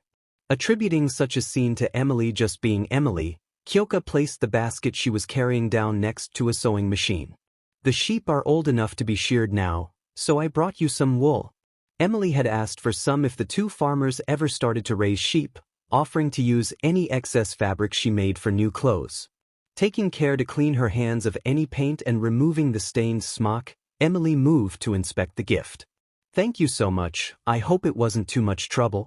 Before Kyoka could get a word out that it wasn't, Emily had already scooped up the basket and started to rummage through various papers with clothing designs. After dumping out the wool and handing the basket back, she suddenly stopped and let out an excited gasp. I just had a great idea. Due to previous exposure with the likes of Ishido and Kaminari, Kyoka was close to letting loose some form of snarky comment. Through a Herculean force of will, the punk girl held her tongue and instead asked, "What is it?" Truly a moment of pure heroism. The Stardew Valley Fair is in less than 3 weeks. Normally I don't display anything like Pierre or Marnie because I don't sell my works, but I was thinking I could make some specialty fabric or even some clothes for you to display. Because it's still made from a product of your farm, you can use it for your Grange display. The idea sounded solid to Kyoka. Emily's tailoring was very high quality and would be a great addition to any display her and Izuku set up, and Emily got, what did she get from this? Looking to promote your work? Izuku and I would be happy to help any way we can. Everyone in Pelican Town had been good to the two farmers, but Emily always seemed to go plus ultra with her generosity, and neither Kyoka nor Izuku were the type of people to let it go unreciprocated. Emily waved away such concerns, however. Oh no, I'm still not selling anything. I don't really care if you tell people who made it or not, I just want to show that good clothes can be made locally. Getting clothes shipped to your door is becoming popular, and while it is convenient, a lot of small businesses can't compete with larger retailers. Kyoka and Emily spent the next half hour discussing the collaboration, mainly deciding what clothing would be best to display in the fair. While normally she would ask Izuku's opinion in a matter that would affect them both like this, Kyoka had seen what clothes he chose to wear back in Japan. A collection of t-shirts that had said things like t-shirt or dress shirt was likely not what Emily had in mind when offering to display her work. Pretty soon the sky had begun to darken, and Kyoka took that as her cue to leave while Emily started some design sketches for her new project. Just as she was about to exit, Kyoka was nearly hit by the door as Haley threw it open, slammed it closed behind her, and stormed past the farmer with a loud "out of my way," before retreating to her room. Kyoka had few interactions with Haley. The blonde came off as one of the stereotypical preppy girls that the Violet wasn't fond of. The few conversations they shared had done little to change this impression, as Haley was either disinterested or accidentally condescending, but this level of borderline hostility was new. The surprise on Kyoka's face must have been apparent, as Emily was quick to explain. "I'm sorry about how Haley just acted. She's been in a bad mood for a few days now." "Bad mood is putting it lightly," Kyoka scoffed. "What's so wrong that she's taking it out on everyone else?" To see Emily without anything other than a bright smile was unusual, but the small frown on her face was a rarity. She lost a bracelet on the beach. Normally she would just buy another, but this one was passed down to our great-grandmother by her grandmother, and then to Haley. Emily turned to grab something from her craft room and came back with a small blue gemstone and a sketch of a golden bracelet. I knew how much it meant to her, so I thought I would make her one just like it, even if it wasn't the same one. A dejected sigh, another rarity from Emily, escaped her lips. She started yelling that I was just trying to make her stop complaining, and since then she's been. "Well, you saw." Well, that was certainly different than what Kyoka was expecting, but something still didn't feel right. Sure, Haley liked nice jewelry and would be mad about losing a nice piece, but why would she be so adamant against replacing it with a new one? This is about more than just the bracelet, isn't it? Kyoka liked to think she was good at reading in between the lines enough to realize what was going on, but you know what they say about assuming. "Yeah, it is." Emily made her way to sofa to sit down, and Kyoka followed her lead. "Our parents like to travel a lot, and I guess either didn't expect to have kids or just didn't want to change their lifestyle. They still send money and letters asking how we're doing and what's going on, but for the past 2 years they haven't really been around. Even before then we lived with our great-grandmother here in Pelican Town more often than our own parents."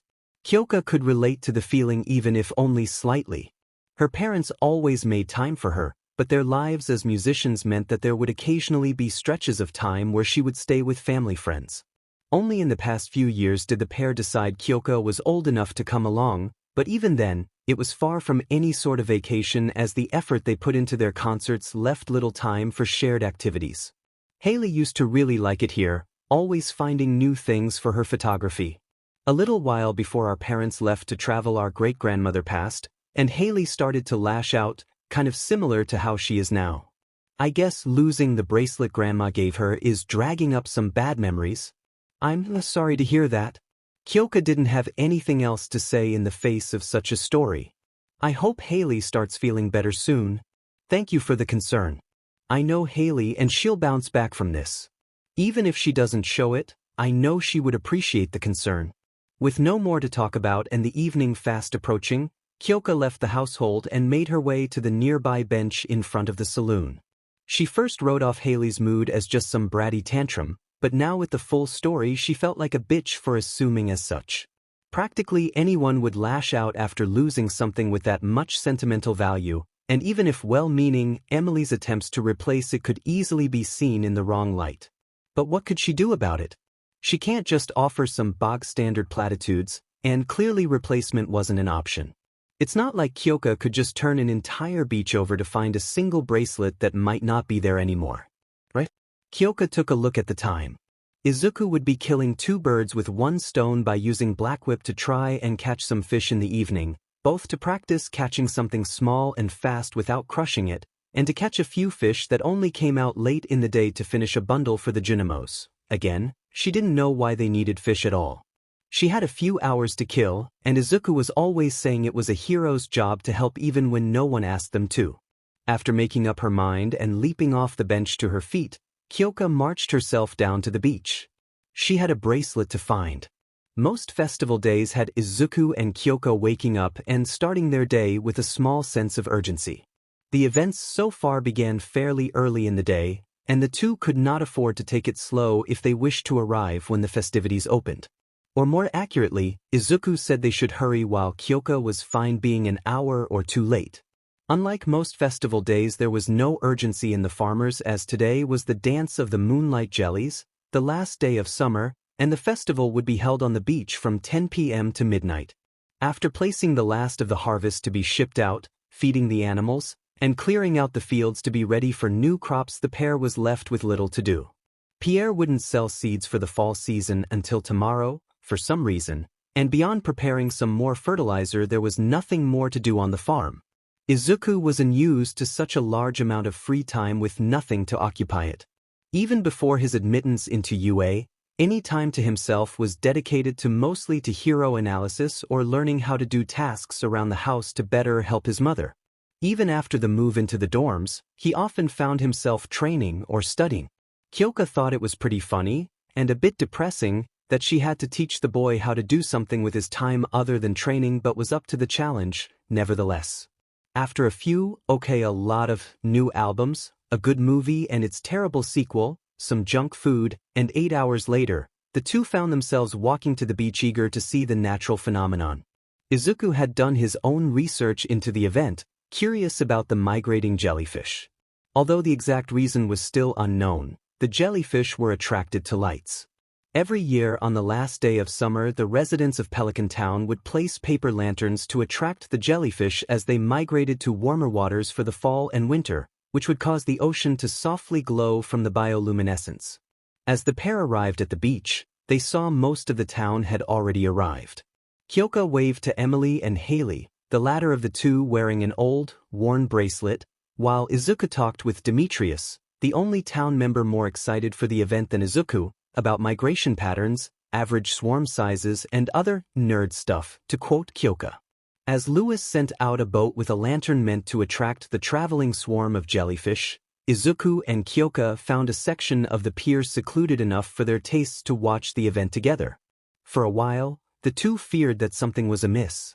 It had been almost 15 minutes with nothing but the soft glow of the paper lanterns and the sound of waves hitting the shore, but none of the villagers seemed concerned. Soon enough, Izuku thought he could barely make out a soft glow in the water. He was about to point it out to Kyoka when an excited cry from Jazz called the town's focus to the jellyfish. For as long as it took the jellyfish to first arrive, the rest weren't far behind, and soon the waters surrounding the pier were bathed in a soft, cyan glow. While Jazz and Vincent were admiring some baby jellyfish and Demetrius was jotting down notes on the swarm, Izuku and Kyoka sat by the sidelines, content to admire the natural wonder before them. "It's so beautiful." Izuku found the words escaping from his lips.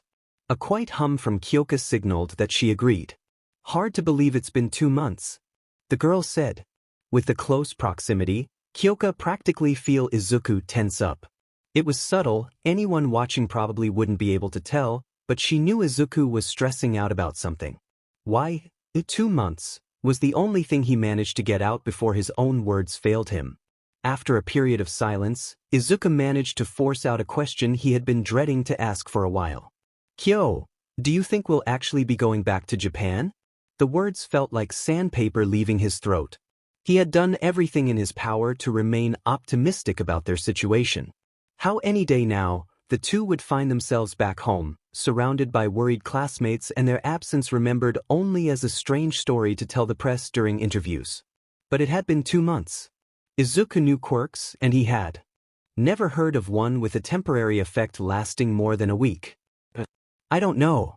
Kyoka's voice was subdued. "I want to say we will, but..." Her voice trailed off, leaving her thought unfinished, but Izuku didn't need her to say it out loud to know what she was thinking. "I think we need to start treating all this as a permanent thing," Izuku said. It hurt to say it out loud, to say that the pair would never see their homes again, but both knew it had to be done. There was a fine line between optimism and delusion, and denying the reality of the situation would just be harmful in the long run. Slowly the jellyfish left, one by one, to continue their migration. As the last glow faded into the ocean, and the town members left to return home, Kyoka grasped Izuku's hand. "I'm just glad I met you. I mean, being the #1 hero duo sounds nice, but if this whole farming ice guide had to happen to be with you, then I don't mind." Izuku let out a small laugh, the dull ache in his chest already dissipating with her words. "Yeah," he said, before leaning in to plant a small kiss on her lips. "Me neither." The fall month brought a lot of changes for the pair of farmers. Obviously, with a new season came new crops that needed planting, and the work that entailed. Every day came with it a new task that demanded attention, from expanding the fields and crafting enough fertilizer to compensate, to setting up fences around said fields as well as new pens for the farm animals. The coop had recently been expanded to hold ducks and, oddly enough, dinosaurs. Izuku didn't know if having a literal prehistoric reptile loose on the farm would be bad for the crops, but he wasn't going to take chances and find out. Winter was also on the horizon, just one short month away and bringing with it a whole host of necessary preparations. Add in the upcoming fair, with dedicated displays for the crowds coming to see what the town could produce, and the two farmers could barely find time for themselves. Luckily, a few days before the fair a rainstorm came in. With all the fences set up and the watering done for them, Izuku and Kyoka had free time that the two immediately used to do more work. Kyoka decided to go to the mines, hoping to find a valuable gemstone for the centerpiece of their fair display, while Izuku went down to the pier to spend some time fishing, both to hopefully catch some of the few remaining fish that the Junimos were requesting, as well as make some extra money to set aside for winter. Izuku sat with his feet dangling off the pier while the rain pelted down on him. A sou'wester hat that Izuku bought from a sentient mouse, which is a sentence that he never thought would ever be uttered, kept the rain off his face and his vision clear, while a thick coat made by Emily kept the worst of the weather off him. Not like it mattered that much. Izuku had never minded the rain before, and his training on Takoba Beach with Toshinori would take place no matter the weather, so he was well accustomed. The door to Willie's shop opened from behind Izuku, and the fisherman walked out with a pole in hand before casting his line out into the water, standing just far enough away to not get the fishing lines crossed. Izuku gave him a nod of acknowledgement before turning back to his own pole. As one of the people who helped himself and Kyoka when the two washed up on the beach, Izuku held a great deal of respect for the man. Even though he could make his own lures and bait for cheaper, the Verdinets still bought from Willis' shop to help support him, as not many in the town were that interested in fishing. As the sun was beginning to set and the overcast skies slowly grew darker, Izuku was close to packing up for the day when Willie broke the silence between them. "The fair's coming up in a few days. You two got your Grange display sorted out?" the man said while reeling in a red snapper. "I know what's going in mine," he said in a mirthful tone. "For the most part," Izuku said with a small shrug. "Just kind of nervous, I guess. It's our first time doing something like this." Don't worry so much about it.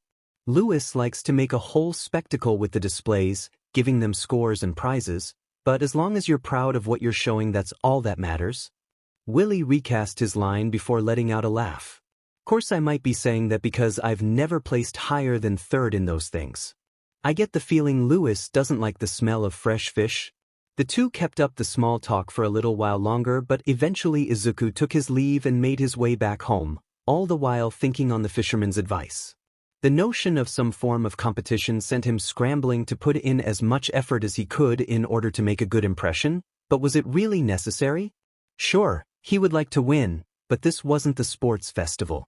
Even if he and Kyoka were new to farming, Izuku liked to think they had made great progress, and some ranking in a local fair wouldn't change how far the two had come since washing up on the beach.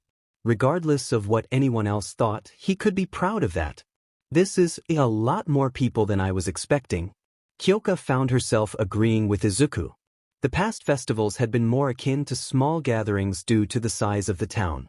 The farmers knew the fair would be different as it was open to the public, but both of them had underestimated just how many people would be in attendance. How many people would take time out of their day just to come to some small farming town? As it turns out, quite a lot.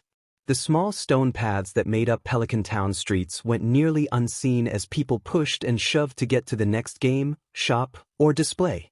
Gus was in his element, grilling and serving burgers almost as fast as the crowd could eat them, while several other villagers ran stalls to sell their work or show off their talents. Clint had a rare smile on his face as several members of various adventuring guilds admired his work, while Leah and Haley had small sections to show off their sculptures and photography respectively. Several vendors that Kyoka guessed were run by people from the surrounding towns had been set up, selling things like fresh produce and fertilizer to wine and baked goods.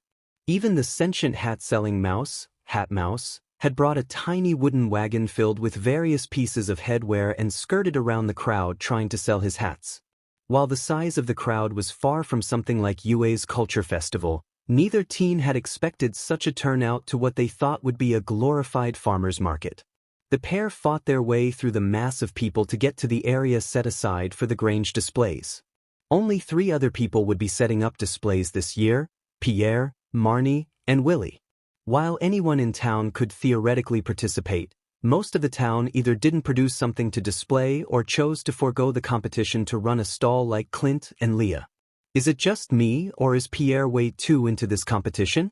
Kyoka said so only Izuku could hear, which due to the surrounding crowd was just slightly louder than a normal conversation. True to her word, Pierre had clearly put in a lot of effort into his display. The front of his wooden display stall had custom-made letters spelling his name, and the shop owner was currently making micro-adjustments to the position of his produce, not resting until every single object was exactly where he wanted it. I mean, there's nothing wrong with being a little competitive. The Verdinette responded.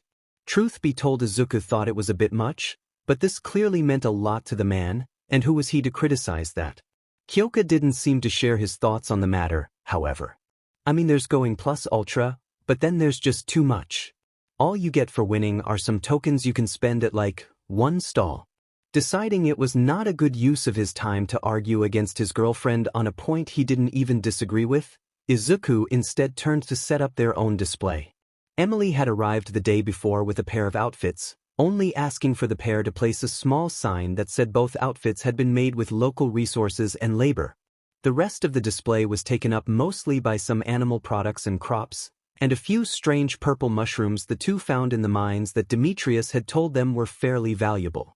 The centerpiece of their display was a rainbow-colored stone called a prismatic shard that Kyoka had found during her time in the mines.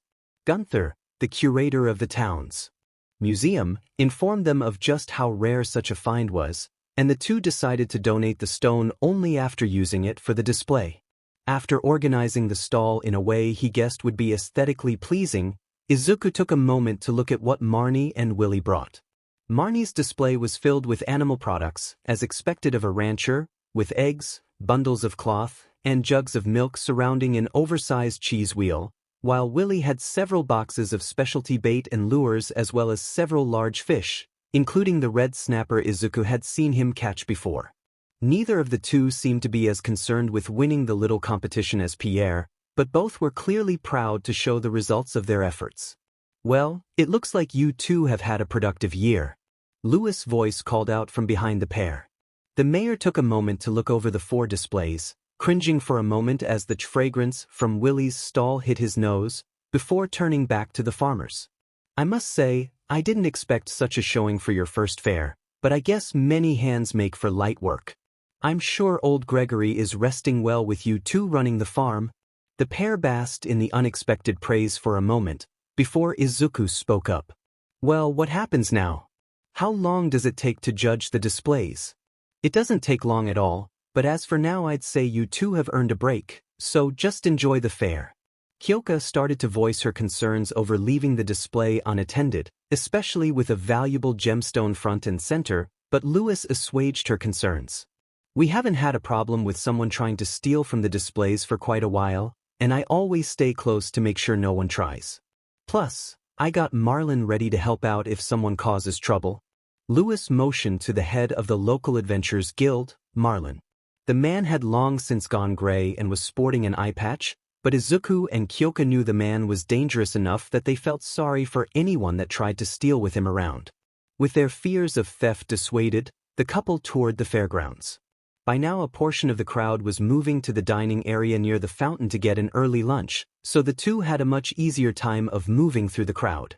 Leah was busy working on a wooden sculpture, and Maru was demonstrating new inventions to passerby, but the largest group of onlookers was forming around Haley's attraction, where she had displayed various photographs she had taken over the years, starting from her first picture to the present.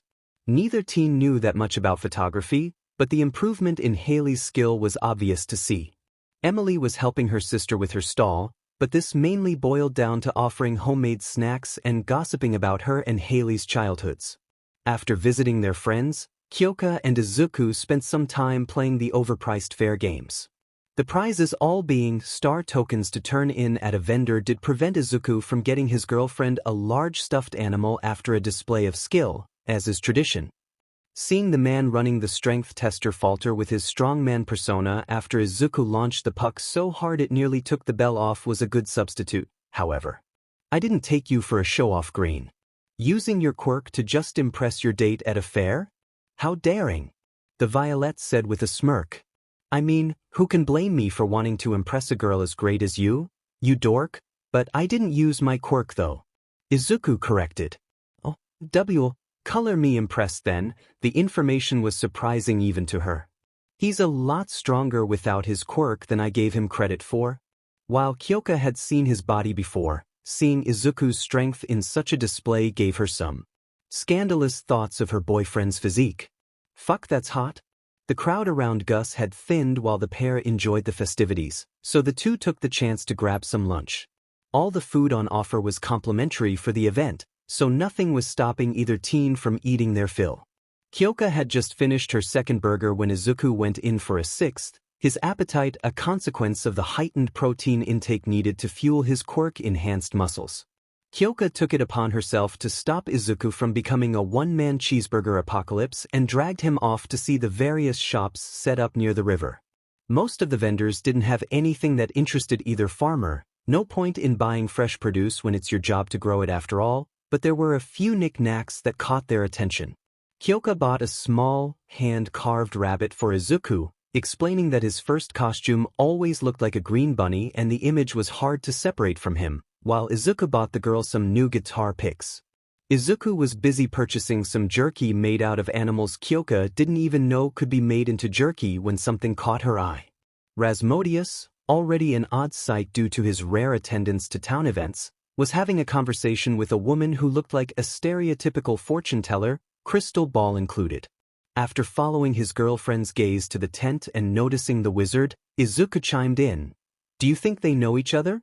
The boy wanted to thank the man once more for healing his arm, but the wizard had apparently finished whatever business he had and quickly left in the direction of his tower. I think so. I couldn't hear them over the noise, but the conversation seemed friendly. Well, do you want to ask? Besides, if she can actually tell the future, it might be interesting to learn. The notion of magic had intrigued Izuku, but as it turns out such forces being confirmed to exist didn't reduce the number of fake psychics and similar scammers, but actually did the opposite. After completing a job for the wizard from the town's notice board, Rasmodius advised the two to be cautious, as there are many people who fake such talents for profit. Nah, even if she can tell the future, I'd rather let it be a surprise. After visiting most of the attractions the fair had to offer, Kyoka and Izuku decided to return to the display area and see how they placed. Both had low expectations as it was their first year at the farm, but were pleasantly surprised to see a large first-place ribbon on the front of the stall. The two collected their prize, 1,000 tokens, all while blushing from the praise of their neighbors. Even Pierre stopped by to congratulate them, but not before offering a challenge to see who wins next year, something both teens found oddly familiar. Why is it no matter what we do, people are throwing out declarations of war? Izuku said while he thought of the days before the sports festival. Kyoka could only offer a shrug in response. It actually felt nice being the target of such a challenge for once, as all the previous challenges at UA had been levied at Class 1A as a whole or Midoriya specifically. Not that she would say such a thing out loud. The last stop for the two was the prize booth placed just before the path to the bus stop, and beyond it their farm. Kyoka had a lucky streak at the gambling game, which was literally just picking between two colors for a wheel to land on, and combined with their prize tokens, they had just enough for a scarecrow that reminded Izuku of an old pre-Quirk movie character, and something called a Stardrop. The man who ran the stall said it was a mysterious fruit that helped draw out latent energy in whoever consumes it, and that the taste was unique to each person. Such a mysterious and valuable fruit being sold at a fair's prize table made the two farmers doubtful of the claims, but with none of the other offerings standing out, the pair decided to split it. All doubts faded away the moment the fruit passed their lips. As Izuku swallowed, the taste of the Stardrop filled his mind with memories of eating his mother's katsudon. Both parents on either side of him before his father left them because he was born wrong, went to work overseas. Right before the taste and memories faded from his mind, the scene shifted. His childhood apartment morphed into the farmhouse, and instead of his parents, Izuku was dining with Kyoka and a small green-haired child with earphone jacks. Kyoka's mind was taken to family music nights, and the joy she felt learning how to play whatever instrument caught her attention. Like with Izuku, the scene changed near the end. Now she and Izuku were the ones cheering on a purple-haired child with diamond-patterned freckles happily strumming away on a guitar. A taste that brought up vivid memories and more was not the only oddity of the Stardrop, however. It was subtle, possibly a consequence of splitting the fruit in half, but both farmers felt better. Not only did both of them feel like they had gotten the best rest of their lives, but Kyoka could swear the crowd of the fair had just gotten a little bit louder. Izuku had a much more subdued effect. He simply felt like he had a particularly good workout, but without the fatigue and strained muscles. If he could hear the vestiges of One for All, however, Izuku would have instantly learned that the Stardrop not only affected his body but his quirk as well. The past wielders, being a part of the quirk, had all felt the jolt of power after consuming the fruit. It wasn't that much of one. The ninth One for All user wouldn't be throwing out 100% smashes anytime soon, but the fruit didn't just make the boy able to handle more power, it strengthened the quirk itself. Alright, the first holder said to his successors, the next person to talk to 9, tell him to find more of those things. All agreed. A chorus of affirmations rang out in the dark mindscape that made up One for All, while Izuku and Kyoka walked back to the farm for a quiet evening together. The bus stop near the farm was bustling with activity, as nearly half the town was waiting to board the bus headed for Zuzu City. After almost 3 months of practicing, Sam, Sebastian, and Abigail felt ready enough to hold their first performance. It was far from glamorous. The venue was little more than a rundown park near an old apartment complex, but a gig was a gig. Kyoka, Izuku, glad you could make it? Abigail called out to the pair when she saw them arrive. Sam had visited the two a few days before to inform them of the concert and offer tickets.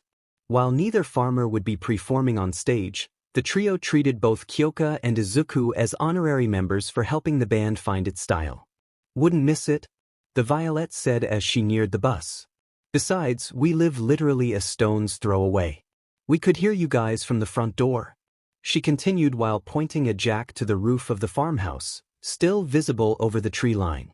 Sebastian, now done checking over the packed instruments, chimed in. I'm just glad the town's bus got repaired. Renting a different one would be too expensive, and I don't think all the gear would fit on my motorcycle. The bus behind Sebastian, which once sat rusted over and abandoned, was now practically shining and ready to go. By this point, Kyoka and Izuku had stopped questioning exactly how a group of tiny forest spirits knew how to repair infrastructure and large vehicles, instead simply taking such happenings in stride. Well, I think everyone that said they were coming is here, Sam said while looking over the gathered crowd. Most of the younger residents had come to support the band, as well as Sam's mother Jody and his younger brother Vincent. The rest of the town simply couldn't make the time to attend, busy with work or other obligations, but still offered their support nonetheless. After loading everyone onto the bus, the trip to Zuzu City passed by rather quickly, with the occupants mostly engaging in small talk or focusing on personal hobbies. As the bus pulled into the city and the town members piled out, Izuku and Kyoka took a look around the new surroundings. The city was reminiscent of places like New York or Chicago, at least judging by the pictures the two had seen. The concert wouldn't be held for another hour. Even though the venue was small, there was still a myriad of tests and checks to make sure all the audio equipment was working properly, so that left the two farmers with some time to kill. So, where do you want to go for? Izuku's question was interrupted as Kyoka grabbed hold of his hand and dragged him to the first music store she saw. With the bus rendered inoperable until a few days ago, the punk girl never had the opportunity to browse a music store in person since the day she had washed ashore in Pelican Town, and Kyoka wasn't about to waste this opportunity. First things first, I'm getting a new guitar. I refuse to keep playing that beat-up spare Sam keeps around. An acoustic would be nice, but if I can find some amps and electric would be good too. Izuku decided to indulge her, only deciding to step in if she came close to buying out an entire music store. He was just, for once in his life, glad he couldn't buy any hero merchandise, as the combined cost of their purchases and lack of self-control might legitimately run the risk of bankrupting the pair. Plus, I need to find something for you as well. You're pretty good at the guitar already, But even if he's not here, my dad would freak if I ever married a guy who couldn't play at least 2 instruments. Wait, what?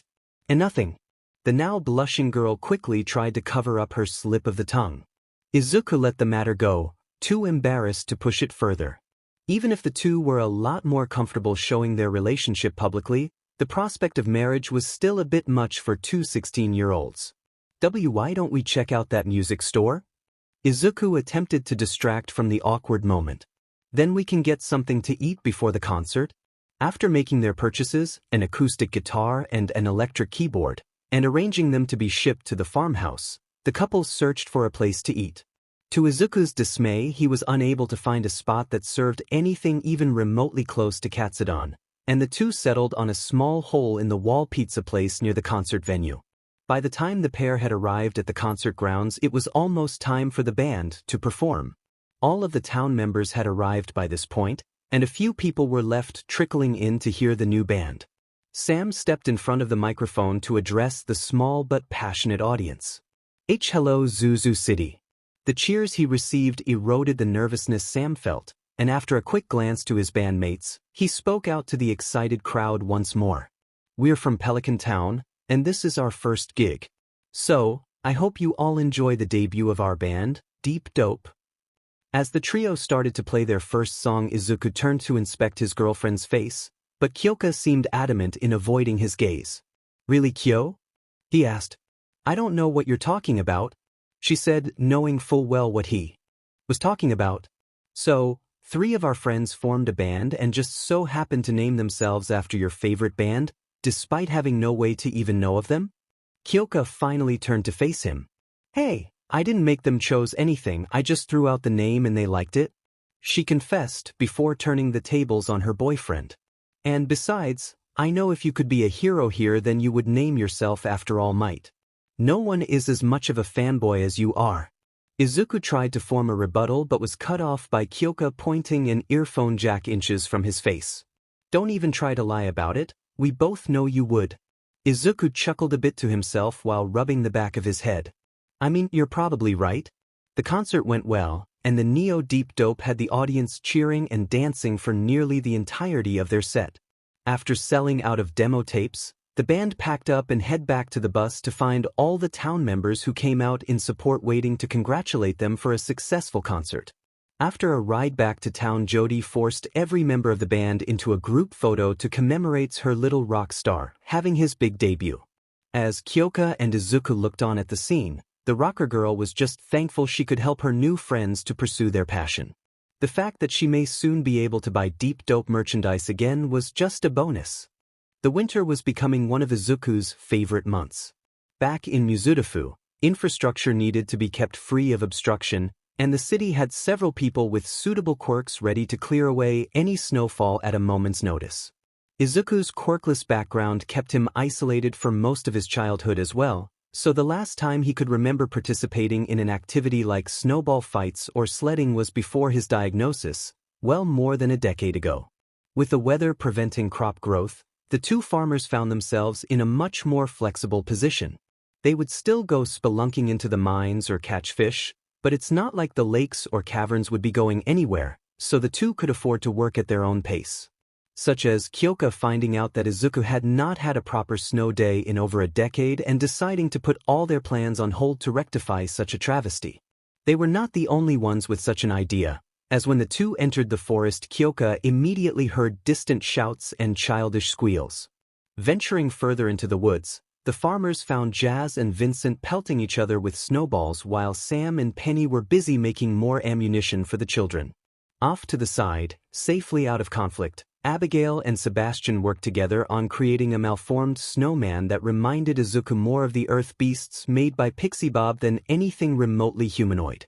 Vincent was the first to spot the farmers. Hi Izuku. Hi Kyoka.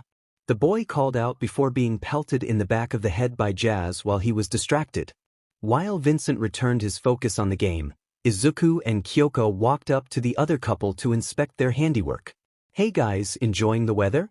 Abigail asked after adding the 5th rock eye to her creation. Yep, but it's a special occasion today. A curious tilt from Abigail's head prompted Kyoka to continue. Izuku here has never been in a snowball fight, Abigail let out a mock gasp of surprise. Seriously, that's just unacceptable. Even Seb's been in a snowball fight before. Hey, / what's that supposed to mean? Both boys called out in unison, gaining the attention of the other four. It was quickly decided that such a thing would not stand. All right, said Izuku, are we forming teams? Or is it just one big? Izuku was interrupted as the 5 present young adults hit him with snowballs before fleeing into the forest, each in a different direction. After a brief moment of confusion, Jazz and Vincent threw a small snowball each, hitting him in the chest before they ran off together as well. Free for all? He spoke out to no one. An afternoon of skirting around trees and laying snow-filled ambushes ensued. Izuku adjusted rather quickly, treating the game like some form of hero exercise. The 2 farmers quickly became the focus of the game, as their training under Aizawa meant the 2 were adept at hiding the noise of their movement, even in snow, and Kyoka's enhanced hearing made any attempts at sneaking up on her useless. What began as a free-for-all slowly became a 6-on-2 match, and despite the disparity in numbers, Izuku and Kyoka were not only holding their own, but largely winning. Their victory was short-lived however, as Izuku threw a snowball that hit Sam in the forehead, and he fell to the ground. Izuku almost turned his focus away when he realized the blonde wasn't getting up. Fearing the worst, streaks of green lightning flared behind him as Izuku rushed to the fallen boy. Right into a trap. Sam's eyes snapped open as he sandwiched Izuku's head between 2 handfuls of snow, while Penny came up from behind and dumped an armful down the back of his shirt. Confused, disorientated, and very, very cold, Izuku didn't notice as Abigail, Sebastian, Vincent, Jazz, and even Kyoka emerged from the tree line to assault the Verdinette. As Izuku lied on the ground, utterly defeated, Kyoka sauntered up to the snow-caked farmer. "You doin' all right there, Mop Top?" she asked, before seeing that the joint assault had left his once green hair entirely covered in snow. Or maybe it should be Snowtop now? Izuku let out a soft, muffled groan before being helped up by the Violet. "That was terrible," he said while shaking his hair free of any remaining frozen particulate. "What, the icy beatdown you just got, or the joke?" Kyoka asked. "Yes." With all the fight taken out of the young farmer, Izuku and Kyoka decided to head back to the farmhouse and warm up. After all, what snow day was complete without an evening filled with hot drinks and shared company? Izuku was much more familiar with this side of the winter months than Kyoka. Without a reason to go out and enjoy the snow, the Midoriyas had a small tradition of making hot chocolate and baking cookies on their days off. While the Jiro spent time together, Kyoka's parents possessed culinary talents that could be called decent at best, and instead filled their cold winter nights together with music and takeout. After a simple dinner together, Izuku started to teach Kyoka some of his mother's baking recipes to keep the family tradition going, while Kyoka went to put on one of her new albums she bought from Zuzu City. Just as the pair were about to place the portioned-out dough into the oven, the 2 heard a knock on the door. Izuku opened the door to find a distressed-looking Marnie. "Hello, Izuku, Kyoka." The woman looked into the house and saw the used bowls and baking trays. "Oh, I'm sorry for interrupting your evening." "It's not a problem," Izuku reassured her. "Did you need anything?" Marnie nervously fiddled with her hands while speaking. "I just came over to ask if either of you had seen Shane. I haven't heard from him after his shift at the Jojimart." "Neither of us have seen Shane at all." Kyoka spoke over Izuku's shoulder. "Doesn't he usually spend some time at the saloon in the evening?" Her question only seemed to make Marnie even more nervous. "I stopped by to ask Gus if he had seen him at all, but he hasn't seen Shane either. Clint said he saw him take the path that leads to our house, but he didn't come home." A small pit started to form in Izuku's stomach. He hoped that this was simply a case of Shane taking some time to enjoy the fresh snowfall after a shift at work, but something told him otherwise. Has Shane been acting off at all? I suppose he's been in a bad mood for a few days. Well, more than usual anyway. But today he did seem out of it. I could barely get him to talk at all during breakfast. By now Marnie had to wipe away small tears that had been forming in the corners of her eyes. "I thought it was nothing to worry about, but now that no one knows where he is..." Izuku and Kyoka didn't need her to finish to understand what was implied, and the part of them that were still heroes kicked in. While Kyoka shut off the oven to avoid burning down the house and grabbing their winter gear, Izuku was busy calming Marnie. Kyoka and I will look for Shane. The rancher tried to interject, but the young hero kept talking. We can search the forest quickly, and right now I think it's best for you and Jazz to be there for each other. We'll find him, Marnie, I promise. The sudden shift in Izuku's demeanor left Marnie stunned for a moment, only able to nod in agreement to Izuku's plan before making her way back to her property. Never before had Aizawa's lectures on not wasting time when changing seemed so important, and the pair had slipped into their winter gear in record time. The two quickly split off after reaching the south end of the farm leading into the forest. Kyoka headed deep into the woods to hopefully pick something up with her quirk, while Izuku pumped as much percentage into full cowling as he could and raced off to the far end of the forest. If Shane planned to do something drastic, the most likely spot would be the cliff face at the southmost end of the forest. As Izuku burst through the tree line, he was relieved to find what looked like Shane, but the fact he was lying face down in the snow and surrounded by empty beer cans did not paint a pretty picture. "Shane? Can you hear me?" Izuku asked the prone man while the lightning faded from his body. The question got a response from the drunken man, mostly incoherent grumbling, until he briefly lifted his face to look towards Izuku. "Hey, Izukid. Why were you out late?" Izuku walked up to sit down next to Shane, placing his feet over the ledge. "Me and Kyoko were out looking for you. A lot of people got worried when you didn't come home." "Shit, sorry you two got caught up in thoughts." Shane slurred out. "I don't know why I'm even here." "You mean the cliffside? I'm pretty sure you got drunk and—" "No." Shane cut the verdinet off. "Why I'm even still alive. All I do is work, sleep, and drink just to get through the day. Should I even bother? I should just roll off this cliff?" Izuku grabbed hold of Shane's arm, just in case he tried to go through with anything. "Shane, you're not in a healthy state of mind right now, and doing something drastic like that is never a good solution. Come on, let's get you home and tomorrow we'll—" Shane attempted to throw off the boy's hand with all the force he could muster, which given his state wasn't that much. "Fuck do you no? You're just a kid, you still got hope. I'm just some useless fucking waste of space." The sudden outburst left Izuku in a conundrum. Nothing was stopping him from just picking up Shane and bringing him back to Marnie. In fact, that was probably what he should do. But just leaving the man like this felt wrong. When Izuku was growing up, he wanted to be a hero that made people feel better just by being around. Even in a world that didn't have or need heroes, Izuku couldn't just leave a situation alone if he could do something to help, even if it was just slightly. Before Kyoka and I moved here, the people I grew up with, well, they weren't kind. It seemed like everyone hated me, told me I was just some worthless freak, useless. That must have sucked. Izuku let out a small laugh at Shane's eloquence. "Yeah, pretty much. I just tried to tough it out, hope someday I could prove everything they said about me wrong, but then one day, my Izuku cut himself off. After over 3 months of separation, it had been slowly dawning on him that Katsuki was never really his friend. Even if they were close as toddlers, even if he sometimes stopped others from abusing him, a decade of poor treatment wasn't just some bump in a relationship. While the two had grown to some form of mutual respect after their fight at Ground Beta, it was far from any sort of friendship. The person I thought was my best friend told me to take a swan dive off the roof. And I thought about it.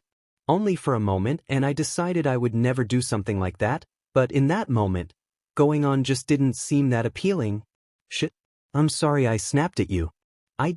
Shane mumbled out, clearly setting up for another self-detrimental spiel. "Hey, it's all right. I didn't tell you all that to make you feel bad. My point is that I thought of the people, or at that time I guess it was just the one person that was there for me, and that was enough to keep me going until things got better. It may not seem like it now, but you have a lot of people that care. I know it will probably take a while, and this probably won't be the last time you feel like you would be better off dead, but things will get better. And I know everyone in this town is more than happy to help." At first Izuku thought the silence following his speech was a positive, and that Shane was simply digesting the information before responding, but the continuing lack of a response quickly set him on edge. Izuku was just about to check and make sure the man didn't pass out when he finally heard Shane speak. Hey kid? Yeah. I think you should take me to the hospital now. Needing no further prompting, Izuku picked the man up while making sure his head was tilted just in case he vomited. A rustling sound caught his attention before he saw Kyoka emerge from the edge of the forest, relieved to see Shane alive and not really that well. But alive, nonetheless. The trip to Harvey's clinic took longer than Izuku would have liked, but ensuring Shane wasn't thrown around from running at full speed kept Izuku from rushing ahead. Kyoka ran ahead of him to alert Harvey to the situation, and Izuku arrived to find the doctor had already prepped a bed for the man. Thank you for bringing him in. I'll call Marnie and let her know. You two should go home and get some rest after a stressful evening like this, Harvey said while he prepared the equipment to pump Shane's stomach and rehydrate him after. I know an excellent counselor in Zuzu City. Depression is never easy, especially mixed with substance abuse, but she does good work. Reassured that Shane would be getting treated physically and mentally, the two farmers listened to the good doctor's orders and went home to finish their baking and get some rest. As the pair passed the bus stop, Kyoka broke the silence first. So, I'm guessing that friends who told you to jump was Bakugo, right? Why you heard that? Izuku stammered out. I thought I heard Shane shouting something, but when I got close you were already talking about that. Didn't really seem like a good time to interrupt. Well, thanks for letting me finish. But yeah, that was Katsuki. Well, it's not like I could pay him back for that, no matter how much I want to. Kyoka squeezed Izuku's hand. The idea of her boyfriend considering the thought of committing suicide, even for just a moment, made Kyoka want to keep him as close as possible. At least for the evening. I'm just glad you didn't listen to him. Now at the threshold of their home, Izuku brought his lover into a tight hug.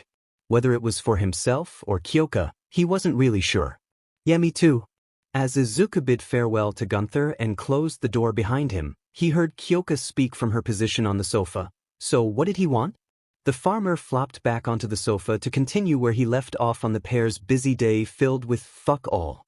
Gunther came by to say from all the stuff we donated the museum is being offered some award for significant contributions to the field. Izuku dug into his pants pocket to fish out the small trinket the curator passed as a reward. He also said he wanted us to keep this old key. Kyoka took the key from his hands to look it over. While it had obviously been quite beautiful once, the years had taken their toll. Much of the key's surface was covered in rust, and even the few bits of exposed metal had been tarnished and discolored, but still bore impressive engraving that would have taken quite some time to finish. The overall shape of the object was intact, and the key would likely still work, but that was only if the two could find the lock to which it matched. So, we find all these gems and artifacts, enough for the museum to earn an award, and he gives us some old key? That is what I just said, yes. The time he had spent with Kyoka had given the Verdinette a rather dry sense of humor, and while he could never quite match the girl quip for quip, he did have his moments. Did he even say what it unlocks? Kyoka asked while handing the key back. Izuku pocketed it before responding, no, but I think I have an idea. A quirked eyebrow was enough for him to continue. Do you remember that old rusted hatch near the cemetery that leads to the sewers? Kyoka let out an exasperated groan. Are you really going to drag me out to go explore the sewers on our day off? No, Izuku wrapped his arms around Kyoka before dragging her down with himself to lay on the couch. We're doing that tomorrow. He felt one of the girl's earphone jacks snake its way down his chest, stopping at the spot closest to his heart. The first time it happened, the day after the two made their mutual feelings clear, it had been a subconscious act, but one that soon became a regular occurrence.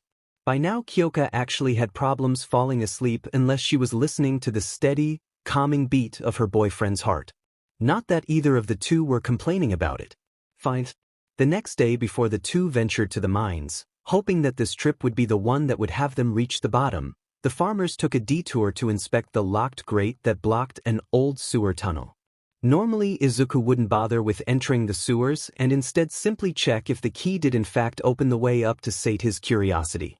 However, early in the spring he came across Vincent and Jazz by an old sewer tunnel that led out near the forest, trying to figure out a way inside to explore. As he moved closer, the two must have heard something that spooked them, as they quickly ran from the dark tunnel and hid behind his legs. At the time, Izuku had chalked it up to overactive imaginations and the wind echoing off the walls inside. Of course, the two farmers had seen stranger occurrences than sewer-dwelling creatures by this point, so they felt a quick check was warranted.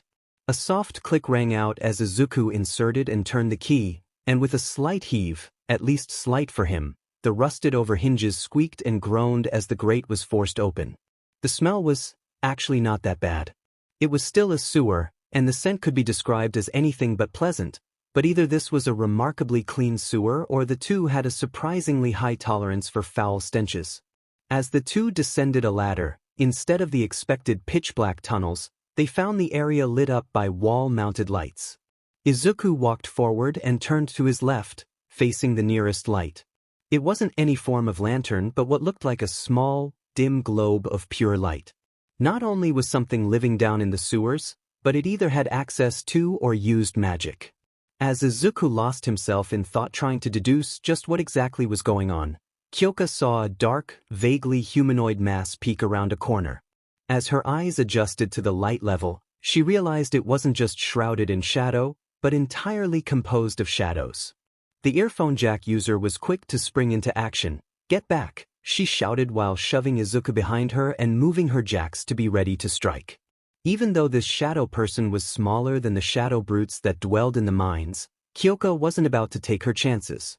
Upon seeing the girl enter a combat-ready stance, the shadow person let out a timid eep before darting around the corner.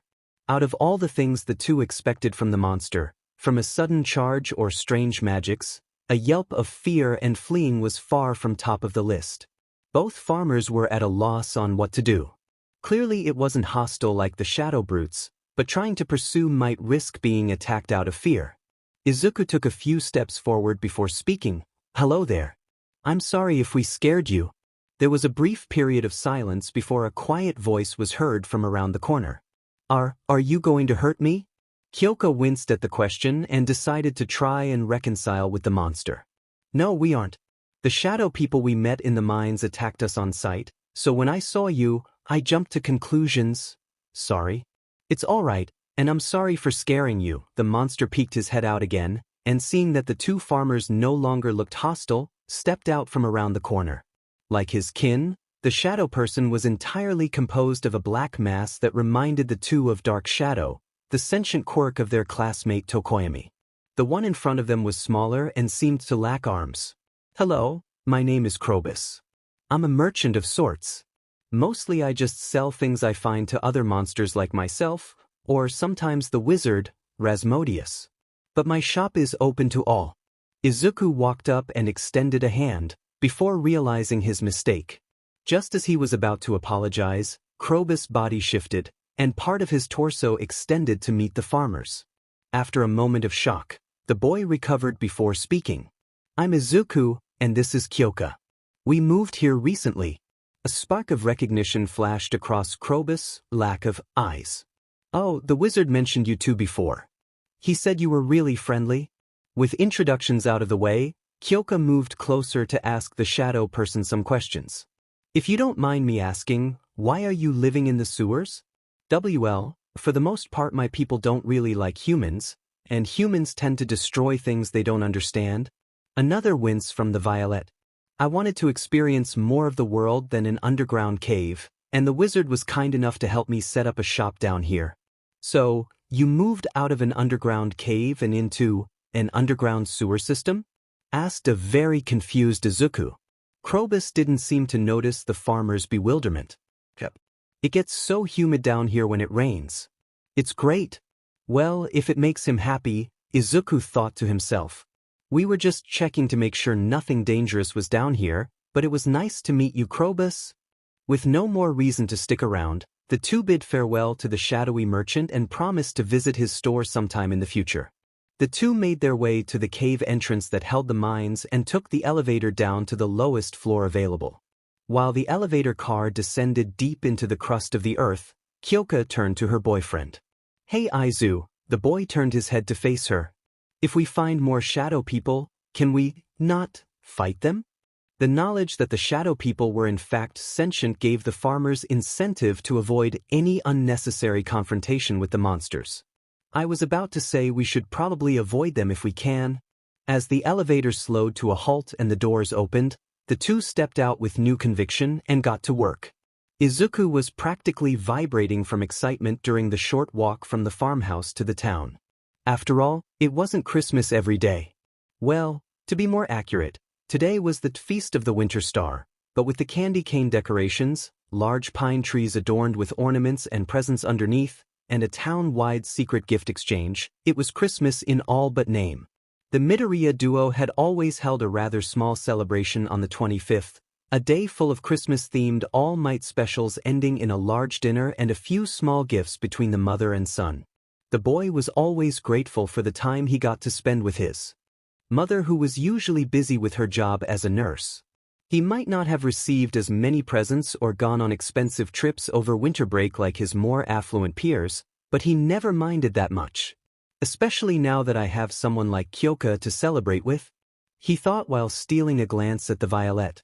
As both farmers drew near to the town center, the two placed wrapped packages underneath a towering pine tree to be retrieved later for the gift exchange. Lewis had sent out letters a week ago to all the villagers saying who they would be the secret friend of. Kyoka's gift recipient was Linus, an older man who lived a simplistic lifestyle, living in a tent in the mountains out of his own volition. While the farmers were at first concerned that the man was destitute, an assumption made after finding Linus rummaging through trash cans, they respected his wishes and didn't pry or try to fix his lifestyle. Izuku's secret friend was Clint, and the farmer had a much harder time deciding on a gift compared to Kyoka. The blacksmith pretty much lived his profession, and beyond an attraction to Emily that everyone except the girl in question knew about, Izuku didn't have much of a lead on what he liked to do in his free time. Eventually the Verdinette decided to get the man something that might give him a new hobby. Or anything to do besides blacksmithing. The gift exchange wouldn't be held until after the actual feast, which most of the town considered the real attraction of the holiday. It was in the name after all. A sizable portion of town events had been defined by large banquets. Even holidays like Spirits Eve had been complemented by a lavish spread, although it was probably to be expected of an agriculture-based town. However, the offerings on display currently made the past events, bar possibly the luau, look like cheap potlucks unworthy of being called a feast. From roast turkey and prime rib to mashed potatoes and stuffing, it seemed like every type of food the two farmers had associated with a Western-style Christmas diner was available, and in such a copious amount that the pair began to suspect a large majority of the town's tax payments went to funding this one holiday. A few smaller tables for families circled around the larger community tables. Kyoka and Izu passed by Leah and Elliot, both of whom sat next to Gus while looking completely bored out of their skulls by his in-depth explanation of how he makes his artisanal candy canes, and sat down at a table with Marnie, Jazz, and Shane. The rancher offered an invitation to dine with them as thanks for the incident with Shane, and while the two insisted that no thanks was necessary, they took up the offer, nonetheless. Shane was looking much better since that night in the woods, although he was still having some issues with insomnia. Even though the health issues that came with long-term alcohol abuse would take some time to show noticeable improvement, Shane was cautiously optimistic for the future.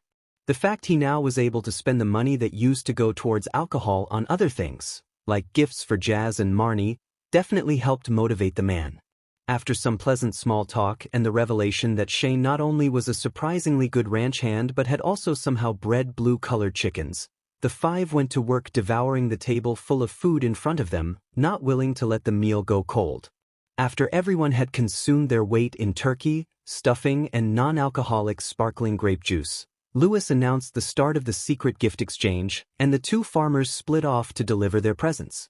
Kyoka approached the gray-haired hermit, who had stayed near the edge of the event after grabbing a plate of food.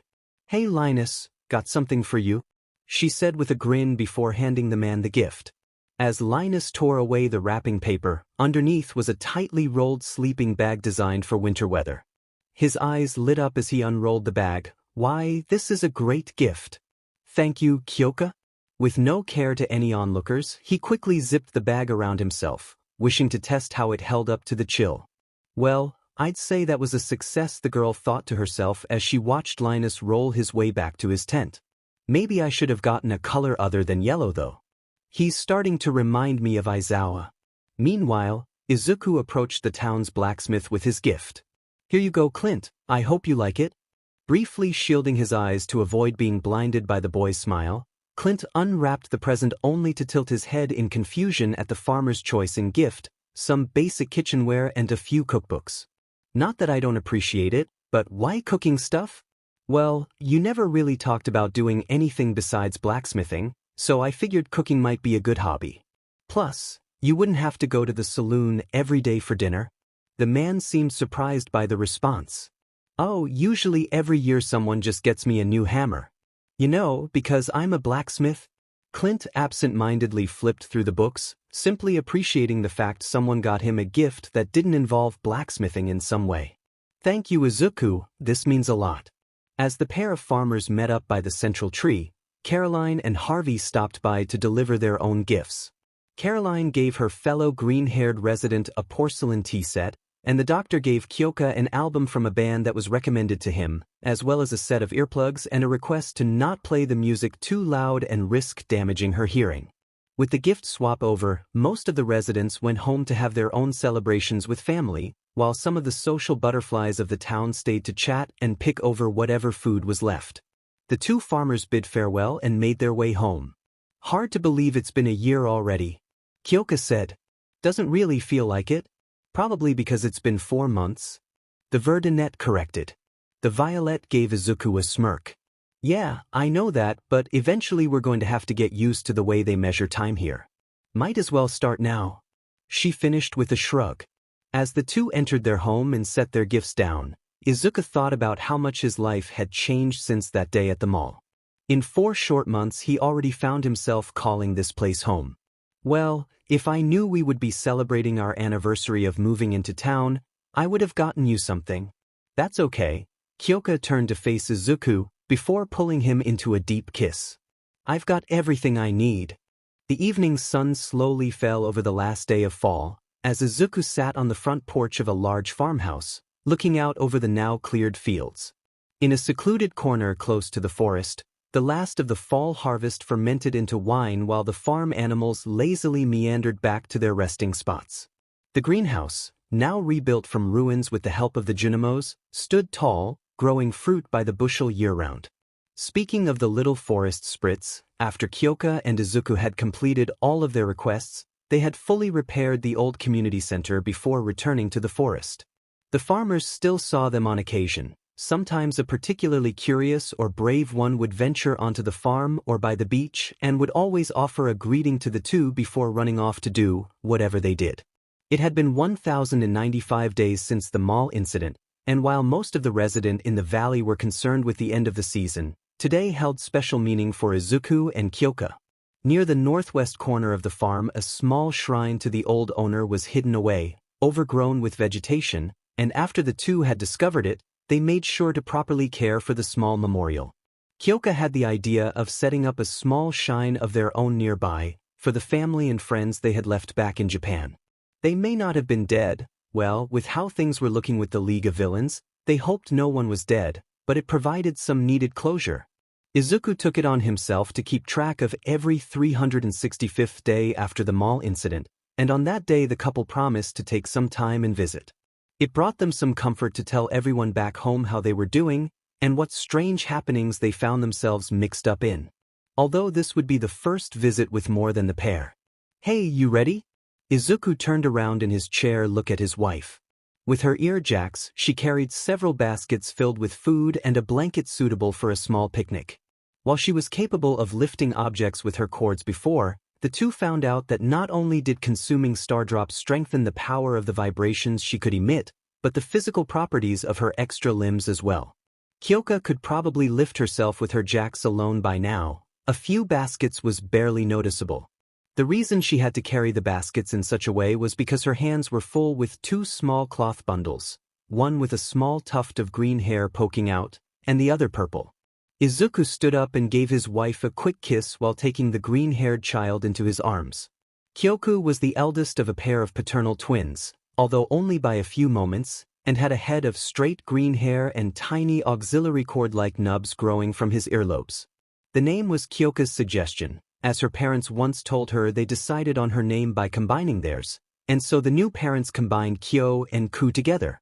Nana, born with tiny wisps of curly purple hair, was named after the seventh one for All Holder and the mentor of All Might. Both children had Kyoka's onyx eyes and Izuku's freckle pattern. Yeah, just took a moment to sit down. Everything should be ready for winter. A light tug at his neck made Izuku look down to find the culprit. Kyoku had reached out a hand to grab at a small, spiraling shell on a cord around his father's neck. Izuku and Kyoka wore matching pendants, both shells a beautiful cerulean blue, as they served a combination of engagement and wedding ring. Well now, someone's feisty today. The Verdinet teased while using his free hand to stop Kyoku from putting the pendant in his mouth. You don't know the half of it, Kyoka said while trying to stop Nana from performing a similar act with her earphone jacks. I think they started teething, because they've been trying to chew on anything they can get their tiny little hands on. Well, sound like you've had your hands full. Izuku used a small tendril of Black Whip to grab the items he set near his chair, some incense and a few small offerings for the two shrines, before leaning close to Kyoka's ear and whispering, maybe after we get these two to bed, I'll have to make it up to you. I'll hold you to that. Just keep it in your pants until we're back from the shrine.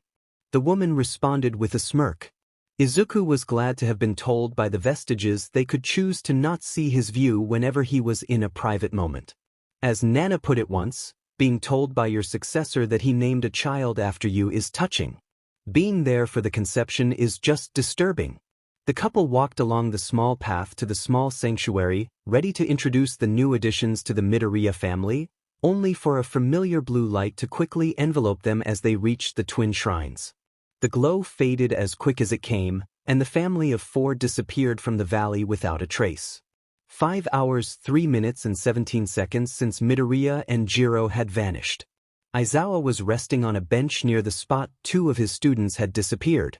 According to Nemuri, everything on her end went smoothly. The rest of Class 1A were returned to the dorms, parents were contacted, and the combined 21 students and parents had safely arrived at the school grounds to await Midoriya and Jiro's return. Apparently, Ida had even organized the class into cleaning the entirety of the dorms, which sounded like Ida. You would think spending time with people like Uraraka or Midoriya would make him a little less uptight. Speaking of the problem child, Aizawa checked the time again. 5 hours 3 minutes and 44 seconds. The underground hero sighed to himself as he put his phone away. While logically he knew that time limit-based quirks rarely, if ever, ended right as an hour or minute passed, it didn't make the wait any easier. The illogical part of his brain, the part Aizawa thought he buried in a ditch, was panicking and throwing out every possible scenario of why the two hadn't returned yet. They'll be all right, Aizawa, just have a little faith. Yagi Tashinori comforted his coworker as he sat next to him on the bench. Aizawa gave the gaunt form of the former number 1 hero a sideways glance. I don't know what you're talking about. Oh please, it's obvious you're concerned about them. The voice of Recovery Girl came from the homeroom teacher's other side. I've known you from your first day of high school, and I can't recall a single time you were ever bouncing your leg like that. Aizawa looked down and sure enough, the man hadn't noticed the nervous tick until it was pointed out to him. Slapping a hand down to halt the offending extremity, Aizawa turned back to the youthful heroine. That doesn't prove anything. The two heroes beside him simply let out a small chuckle at his denial, while Aizawa silently wished he had been left to wait for the two alone. It made sense for the two to be here. Wherever the two students ended up could potentially be dangerous, so having Recovery Girl on hand to heal any possible injuries was a no-brainer.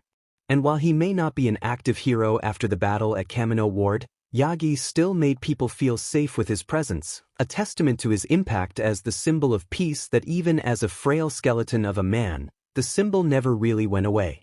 Plus, anyone that watched the two interact could tell that Midoriya and Yagi had a closer bond than either would admit, so he was brought along both his own sake as well as the students. But right now, no amount of logical reasoning would make him put up with this absolute slander. You know what, I'll check the perimeter in case they show up outside this area, and you too can dash. His complaints died on his lips, as Aizawa was blinded by a bright flash of blue light. simultaneously cursing the eye strain and thanking whatever higher being was in control of his life. Unless it was Nizu, the hero waited for the light to fade and his Bison return, hoping his students were all right. Blinking away the last of the spots in his vision, Aizawa looked down at the hazy forms of what was certainly Midoriya and Jiro, who currently sat on the ground clearly blinded by the light even worse than Aizawa. The two were no longer dressed in their uniforms, now wearing what looked like casual clothing found in the West, and were surrounded by what looked like picnic baskets, their contents scattered on the floor. Okay, so they were probably gone for a while, but they at least had food. As he moved forward to help the two off the floor, Aizawa's vision came into greater focus, and he noticed something else. The two looked noticeably older and had certainly grown in height. It was hard to tell with Jiro, but she had grown at least a few centimeters. Izuku, on the other hand, had shot up at least 20. Izuku's vision recovered first, and briefly went into a panic.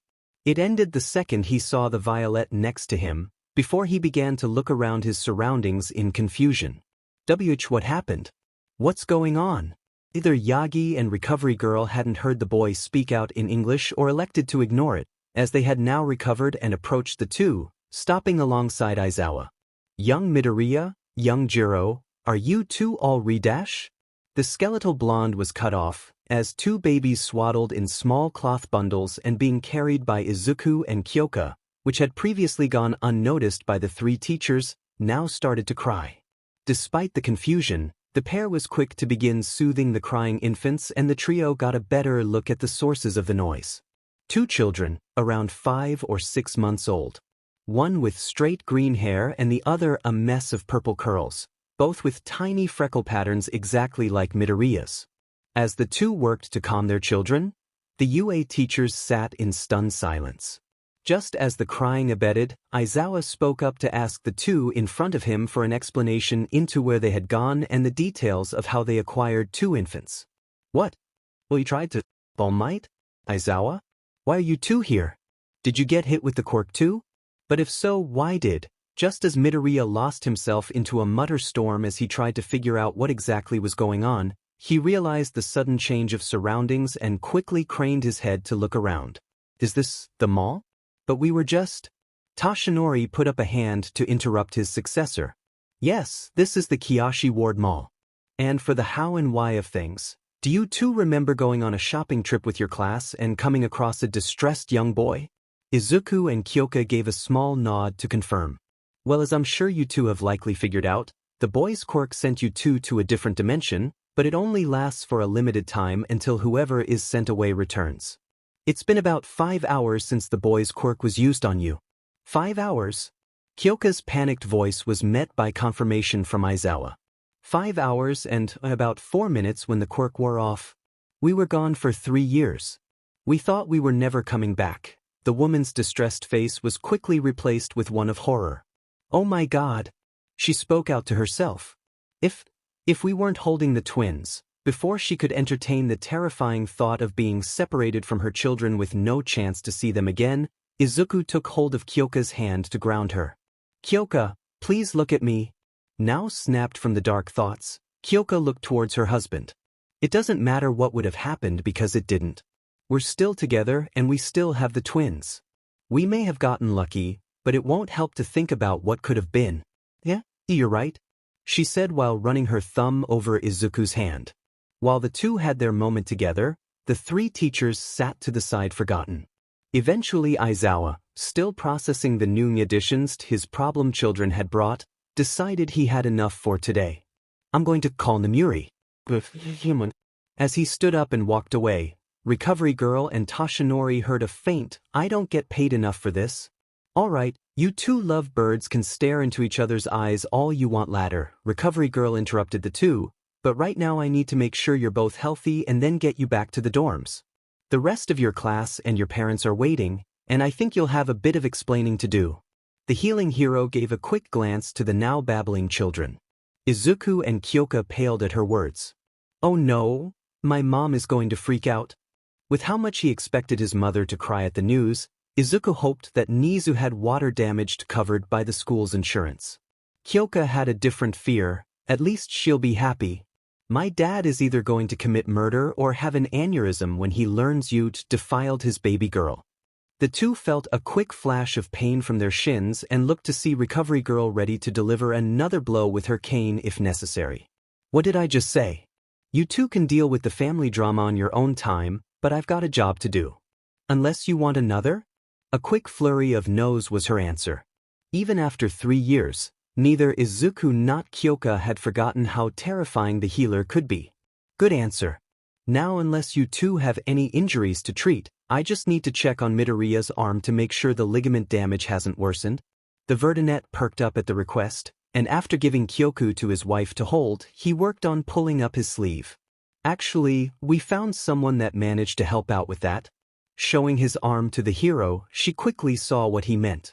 Where once Midoriya's arm was covered in scar tissue from shattering his arm multiple times, now there was only smooth, unblemished skin.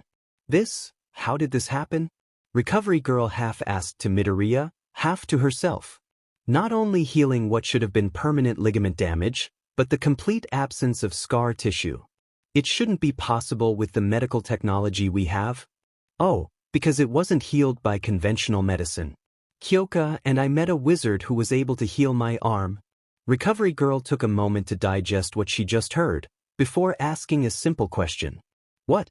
After 3 years of living in a semi-magical world, Izuku found no problem with such a claim.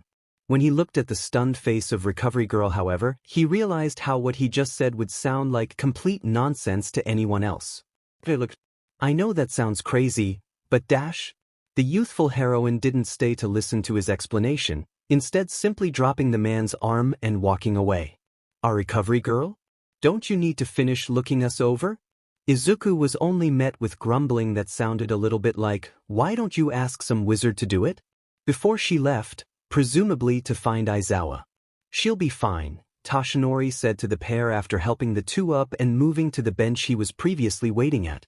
I'm sure she's just concerned you'll take this as a green light to keep putting yourself in danger, young Midoriya. The retired pro and Kyoka shared a small laugh, while Izuku protested such a claim. Hey, I haven't broken a single bone since we washed up in Pelican Town. I can even use full cowling at 100% now. Even if does kinda strain my body. Toshinori took a moment to ruffle his successor's hair. Well, that's wonderful news, my boy. And I'm guessing that young Jiro here knows about that? Midoriya. The woman in question corrected. Huh? The blonde asked in confusion. We're married, so it's Midoriya now. And yeah, I know about One for All. Of course. My apologies. Toshinori rubbed the back of his head, clearly embarrassed.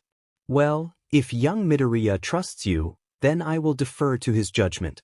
Standing up and moving towards the scattered baskets and food, the lanky man went to work picking up the mess. Well, you two have certainly had an odd day. I'll get this cleaned up and then we can get you to the dorms. Izuku was not one to stand aside when he could help, however. Don't worry about it, All Might, I can get it. Before the man could protest, he saw a black tendril shoot past his head and pick up the scattered contents with an impressive degree of finesse. Soon the tile floor of the mall was spotless, and Toshinori looked over to see his successor use the strange coil coming from his fingers to place a fully packed picnic basket and a neatly folded blanket into his arms. What? A sudden realization hit Izuku. Oh right, I haven't explained the other quirks. He muttered to himself, loud enough for the eighth holder to hear. What?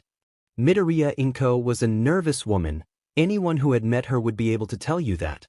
But right now, she was surprisingly calm considering the situation. She was worried about her son, of course, but pro-hero work was a dangerous profession, and not a day went by that she wasn't concerned for Izuku's safety. When she got a call from UA, she had initially feared that her son had been injured again, or the League of Villains had made another attack on his class. Hearing that her boy was involved in a Quirk accident during a class excursion to the mall and would be warped away to who knows where for 5 hours was far from the most concerning thing she had to deal with. Right now, she was currently waiting in the dorms for Izuku's return while conversing with Kyoka's parents. From what she had been told of the girl, Izuku could have been worse off. It seemed that their class had nothing but good things to say about the two, which lessened her fears somewhat. Izuku could have been sent wherever he was alone, or with someone like the small boy with purple balls for hair. Inko never liked to assume, but from the way the girls of the class tried to distance themselves from him, she didn't want someone like that associating with her son. The rest of the class were pleasant to talk to. Inko had been told stories from her son about the new friends he was making at UA, but this was the first time she had the chance to meet them. The four of his closest friends, Uraraka, Ida, Azui, who insist end on being called Tsu, and Todoroki all had great things to say about Izuku, and even the classmates he wasn't as close with had stories about how kind of a person her son was. The Jiro patriarch, Kyotoku, seemed doubtful of Izuku's intentions and suspected some sinister intent behind his actions, but his wife, Mika, was quick to inform Inko that he was just being overly protective of their daughter. The near-childish refusal of her claim didn't help his case. While the parents traded embarrassing stories of their children's childhoods, with Ishido and Kaminari listening in for blackmail material, the rest of the class busied themselves while waiting for Midoriya and Jiro's return. Sato was in the kitchen, cleaning up after baking confections for their guests. Shiro and Kirishima were purposely annoying Bakugo, who was stuck between wanting to lash out in anger and watching his language while in Auntie Inko's presence. The rest of the class had separated into their own little groups, trying to enjoy the rest of their day after wearing themselves thin with Ida's impromptu cleaning session. The peaceful atmosphere was broken when Aizawa slammed open the door with a 1,000-yard stare. Ida was the first to stand up and approach his homeroom teacher. "Sensei, are Midoriya and Jiro only to be cut off?" as the man walked past the class president and made a beeline for Kaminari. "I know you've been stashing alcohol in the dorms." The electric blonde tried to spurt out a panicked denial but was interrupted. Aizawa, "You're not in trouble this one time as long as you tell me where it is." After shakily pointing to a cabinet in the kitchens, Aizawa stopped off and grabbed the first bottle he found, tore off the seal and started chugging. After downing a fifth of a bottle of vodka in one go, the entire class thought they heard the man mutter out, "Goddamn problem children are multiplying." Deciding his friend's safety took priority over reprimanding his classmate for bringing a prohibited substance onto school grounds, Ida tried to find out what was going on. "Sensei, is everything all right? We thought you were waiting for dash." Once again the brunette was cut off by the slam of a door, looking over to see Recovery Girl's short frame occupying the doorway. Not even giving anyone the chance to ask a question, the healer walked up to Aizawa, who without even being asked, passed down a bottle of whiskey to the elderly hero. "A fucking wizard," she grumbled out in between gulps, "probably doesn't even have a medical license." By now the entire room was concerned with the display in front of them, as not only had the students never seen their teachers act like this, but the situation with Midoriya and Jiro still went unanswered. Ishido was the first to break the silence that had overtaken the group. "So, does this mean that Aizawa and Recovery Girl don't know what's going on, or they do and it's bad?" A wave of confusion and no small amount of dread swept through the room, and the three parents started to fear the worst. Sato and Ida, who were in the kitchen, as well as Shoji, who was able to make out what the two heroes were mumbling about, gave each other confused looks. How did wizards factor into the situation? Again, the door slammed open to show the emaciated form of Yagi Toshinori, but Bakugo was ready this time. Before the man could follow his co-worker's leads, Yagi was stopped by the explosion user. "God darn it, will someone just explain what the heck is going on with the nerd and ears?" "Both of them are fine," Toshinori said to the amassed crowd. "Oh, thank goodness." Inko breathed a sigh of relief, before Mika asked what most of the group was thinking. "But something had to have happened, right? Why are they like, well that..." The woman gestured towards the two heroes, both determined to reach the bottom of their bottles. The former symbol of peace floundered as he tried to think of the best way to explain. "Well, you see, the thing is," as the man faltered under the fierce gaze of three worried parents, the doors opened once again, this time normally, and not slammed open, and revealed the two in question. "Oh, I think that's them now. They can explain it better than I could, glad to have helped." Before heroically fleeing the scene and into the kitchen for the comfort of humanity's oldest friend. Turning to the door, Inko was the first to approach the pair. "Oh, Izuku, I'm so glad you're all right." You have no idea how, only to freeze once she got a good look at the two. There were a lot of things different about her son, not least of all his height. Unless the boy had an insane growth spurt in the last week since he had visited, something was amiss. He also looked older, only by a few years, but the lingering baby fat on his cheeks had vanished. But the most eye-catching part of Izuku's appearance wasn't actually anything about himself, but the small child he held in his arms, who had a forest green head of hair and tiny little ear jacks. Jacks that looked just like the ones belonging to the purple-haired girl next to her, that was holding a child with the same shade of hair, but in familiar messy curls. Behind her, the rest of the class, which was close to exploding in one large greeting, had fallen silent. Most of the girls felt a weird mixture of relief and jealousy, some jealous of Kyoka, a few of Izuku. Ashido was the exception, as she was not only envious of both of them, but also having a minor epiphany of just what that odd feeling was earlier.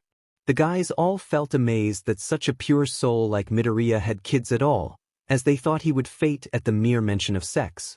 Kaminari and Shiro couldn't believe that somehow Midoriya got laid before them, while Mineta was utterly devastated at that information. Bakugo was wondering how the hell some timid fuck like Deku got with someone like Ears. Back where the Jiros sat, the two were coming to terms with the fact they had grandchildren to spoil now. The silence was tense, the only sound in the dorms the three teachers getting drunk in the kitchen. Inko felt tears well up in her eyes. "My baby boy is all grown up," before rushing to give her son and his wife a hug. "I can't believe it, I'm so happy for you, my babiesifathero himagranmother and aniver methagurla at sonaceta mediawind." As Inko began to rant faster and faster while asking any and every question she could think of about their relationship, the entire class bar Bakugo had a collective thought. Oh, that's where he gets it from. Having grown up with the Midoriyas, the explosive blonde was well aware of how his auntie could get. Izuku tried to calm his mother. Mom, it's alright, just take a breath." The woman caught her breath after stopping her question rant, while Izuku introduced the two. "This is Kyoka, we've been married about a year and a half now." This caused the class to let out a loud, collective what, while Kyoka introduced Inko to the twins. "Izuku's holding Kyoku right now, and this is Nana. They're a week away from 6 months. While Inko was gushing over her grandbabies, Kyotoku was tearing up on the couch. "My little rock star, grown up." Mika looked over to her husband. "I honestly thought you would be making a scene by now." For the entirety of Kyoka's middle school years, any attention from a member of the opposite sex had her husband ready for war. "They're already married, Mika. It's not like I can drive him off." Kyoka would even give the chance to yell at him. "I'll still give him the 'don't ever hurt her' speech, but I have to get a shallow grave ready for that." Kyotoku went back to his weepy slouch while his wife rolled her eyes behind him. The class quickly amassed around the pair, either cooing over the babies, prying for details like how they started dating, or giving Midoriya a grin and a thumbs up. As the gathered teens were laughing at Nana reaching out to grab Todoroki's nose and Inko was trying to call Mitsuki, Mineta let out a comment just loud enough to be heard over the crowd. "Damn, I guess that means Jiro's a MILF now." While a few classmates admonished him for the perverse comment, most noticed that Midoriya had gone scarily quiet. "What, all the guys are thinking it?" As Kaminari and Shiro tried to distance themselves from the ire drawn towards Minteta, Izuku turned to his wife. "Kyoka?" A previously unheard edge to Midoriya's voice sent the rest of the class silent. Even the three teachers in the kitchen stopped their bender to see what was happening. "Could you hold Kyoku for a second?" After safely handing over the boy, Izuku shot out a tendril of black whip, surprising everyone in the room and grabbing ball-headed boy by the collar of his shirt. "Mineta!" The sheer malice Izuku spoke the boy's name with gave the class goosebumps. "I will make myself clear. If you ever make those kinds of comments about any of the girls, and especially Kyoka, I will personally dash." "Midoriya Izuku," his mother's voice called out behind him. "Put that boy down now." Knowing better than to earn his mother's ire, Izuku put the small teen down. "I can't believe you. I thought I raised you better than this." Shaking her head while she stepped up to the pop-off user. "That isn't how you threaten someone for making such foul comments." Fearing for his life, Mineta looked around the class for help, only to find none. Shiro and Kaminari quickly looked away, and even Bakugo looked fearful of what would happen if he let himself be involved. Do you know what my quirk is, my Neta-kun? A fearful shake of his head was all the boy could muster. It's called attraction of small objects, and it does just that. It may not be all that strong, but it's useful enough around the house, I suppose. Inko kneeled down and placed a hand on Mineta's shoulder, the boy swearing she would break his bones. But what a lot of people don't think about is that the body is just full of small objects. The previously warm smile turned cold and harsh. And with your size, using my quirk wouldn't be that hard. The small boy's eyes rolled into the back of his head as he fainted from fright. As Ojiro picked Mineta up to move him off the floor, a floating mass of clothes was the first to ask, "Hey, anyone else confused by the weird shadow thing Mito did? Or why they're older? And married?" Tokoyami was just as confused as Hagakure. To believe that one as bright as Midoriya is capable of producing such darkness? Do you mean the threats or the shadow whip? Zero asked. Yes. An emerging dark shadow quipped. Now that the class had calmed down after seeing Inko's terrifying display, Izuku had the chance to explain the situation. So, the quirk we got hit with warps people then returns them 5 hours later, at least to outside observers? Most of the class nodded along with his explanation, as they had been informed of the nature of the quirk already, but a few of the more observant members noticed the exact phrasing of his words. For the people hit with the quirk, however, the effect varies. So, while for all of you it's only been 5 hours, we were gone for 3 years. Before Inko or the Jiros could react to the news that their children had been separated from their friends and families for 3 years, Izuku continued to answer the class's other burning question. On the trip back to the dorms, Izuku and Kyoka both thought it would be best if they addressed the new features of the Verdinet's quirk as soon as possible and formed an explanation that would at least be somewhat plausible. And as for the Shadow Whip, I call it Black Whip. It turns out my quirk is like Todoroki's, where it's one quirk but produces multiple effects. Which was technically true, as One for All only replicated the quirks of the past holders. While the rest of the class was freaking out at the new development, Bakugo remained in the back, a scowl deepening across his face. There was more to his story that he wasn't telling, likely something closely linked to the nature of One for All itself. But even though he felt his blood boil at the nerd becoming an even bigger hurdle in his path to become number one, the blonde kept his mouth shut. For now. As the class pestered Izuku and Kyoka for all the details of their 3-year disappearance, Aizawa emerged from the kitchen while slipping his phone back into his pocket and a half-empty bottle of vodka in his hand. "I just got a message from Nizu." Due to the tired man let out a sigh while pinching the bridge of his nose. "Unusual circumstances, the rat is requesting a meeting to work out the future of your education here." The couple gave Aizawa a small nod before he continued. "Although you are technically no longer minors and their presence is not required, your parents are welcome to attend. I'm sure you all have a lot to discuss," the underground hero said while giving a glance at the 2 new problem children in Izuku and Kyoka's arms, before turning back to the kitchen to hopefully forget the entirety of the past 24 hours. Bidding the rest of the class farewell and promising to answer all their questions later, the Midoriyajiro group left the dorms to head for Nizu's office. "Oh my god, did you see how cute Nana was?" Ashido squealed as soon as the door was shut. While Ashido and Hagakure shared the few pictures they had managed to take, Yairozu was more concerned with something else. To think they had been gone for 3 years. "I can't imagine what that must have been like." Beside her, Todoroki joined into the conversation. They likely thought it was permanent, given that they had started a family. While Kirishima was saying how confident he was that Midoriya would be a great father because of how manly he is, and Uraraka slowly died inside, a knock on the door drew everyone's attention. Aoyama opened the door to find the stony visage of Ishiyama Ken, Ie Cementas. "Ah, monsieur. To what do we owe the pleasure?" the sparkly blonde said with an unnecessary pose. "I got a message from Nizu to start working on a new floor to the 1A dorms. Although I am curious why he specified it needed to be suitable for 2 adults and 2 infants. Ida was quick to get his teacher up to speed. After an incident of accidental quirk usage during a trip to the mall, Midoriya and Jiro had vanished, only to return 5 hours later but 3 years older and with 2 children. Although, I suppose her family name would be Midoriya now. Cementos let out a quiet sigh. Great, looks like I owe Mike 2,000 yen. Ida was taken aback. Why, you made a bet with present Mike on a student's relationship? Pretty much all the teachers did, Ishiyama said, before the slurring voice of Aizawa was heard from the kitchen floor, and it was a stupid thing to bet on. As Cementos neared the elevator, he looked towards the class with a smug grin. Eraser's just bitter he lost 10,000 on Midoriya dating Azui. Karo? Please come in. The chipper voice of Nizu said while the door to his office opened before Izuku could even knock. Deku. Even though it had been 3 years, Izuku would never forget Eri's voice. Wow, Mirio was right. You do look older.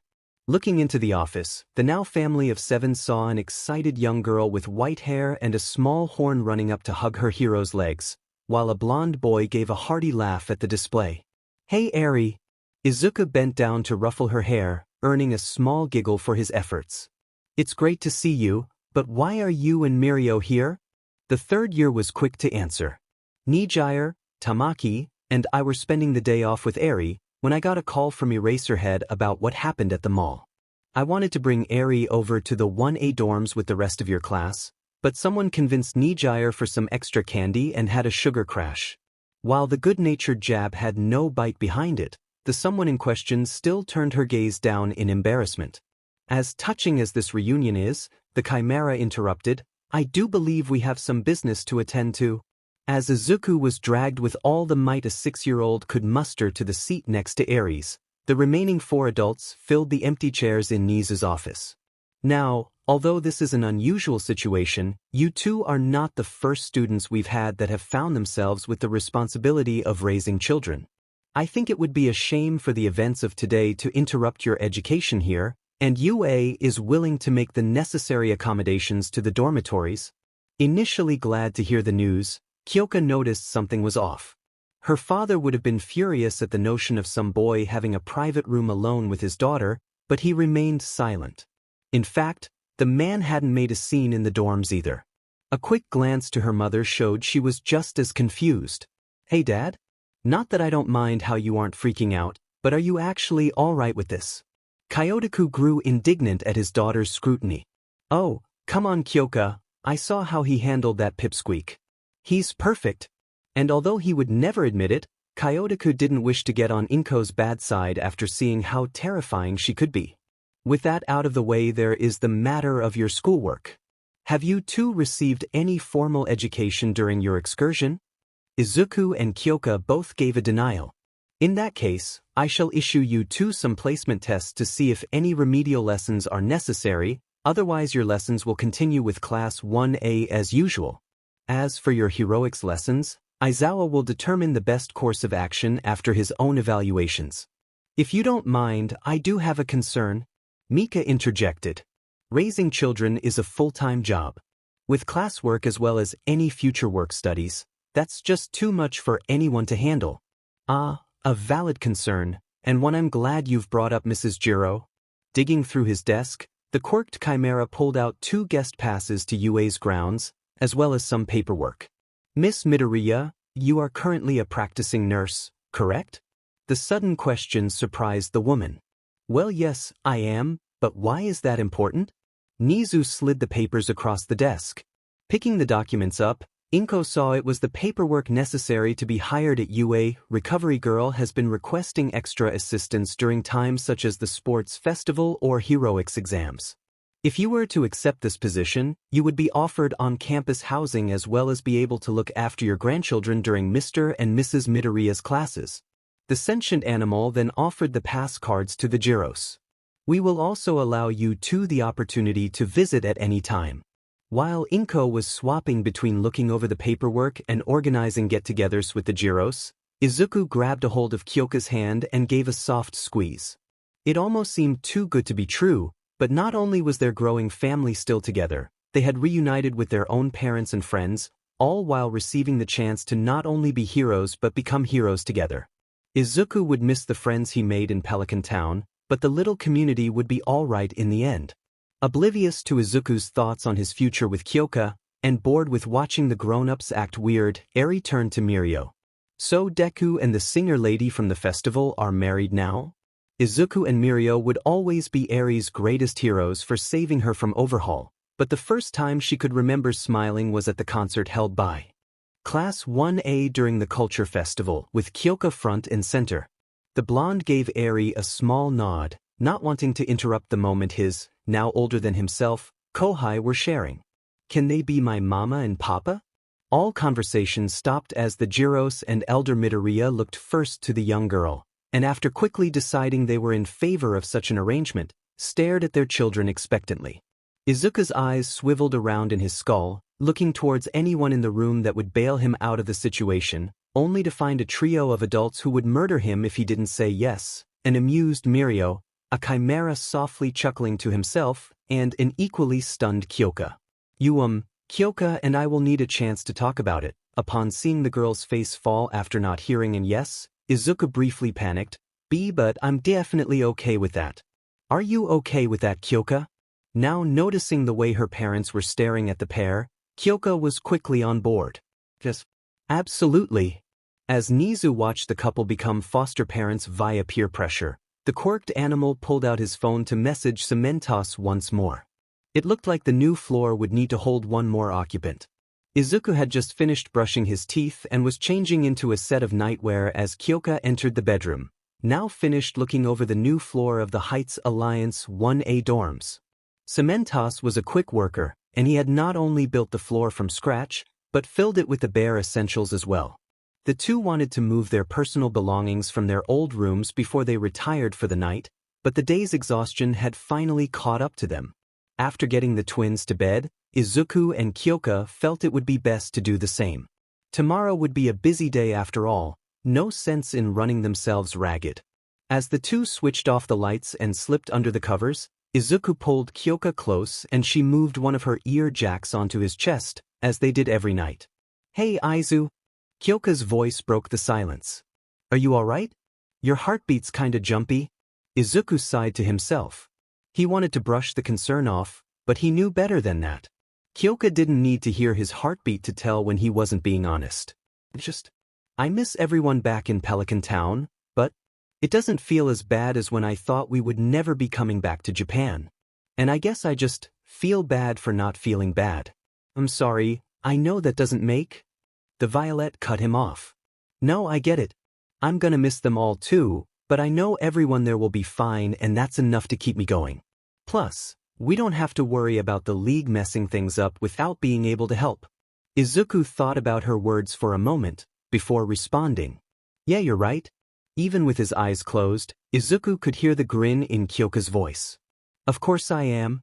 Right before sleep was able to take him, Izuku heard Kyoka mutter something out under her breath. And now I get to pay back Bakugu for being a bitch in middle school. Kyo, please just let me handle Bakugu? He knew that even someone like him didn't deserve whatever Kyoka was planning. No promises,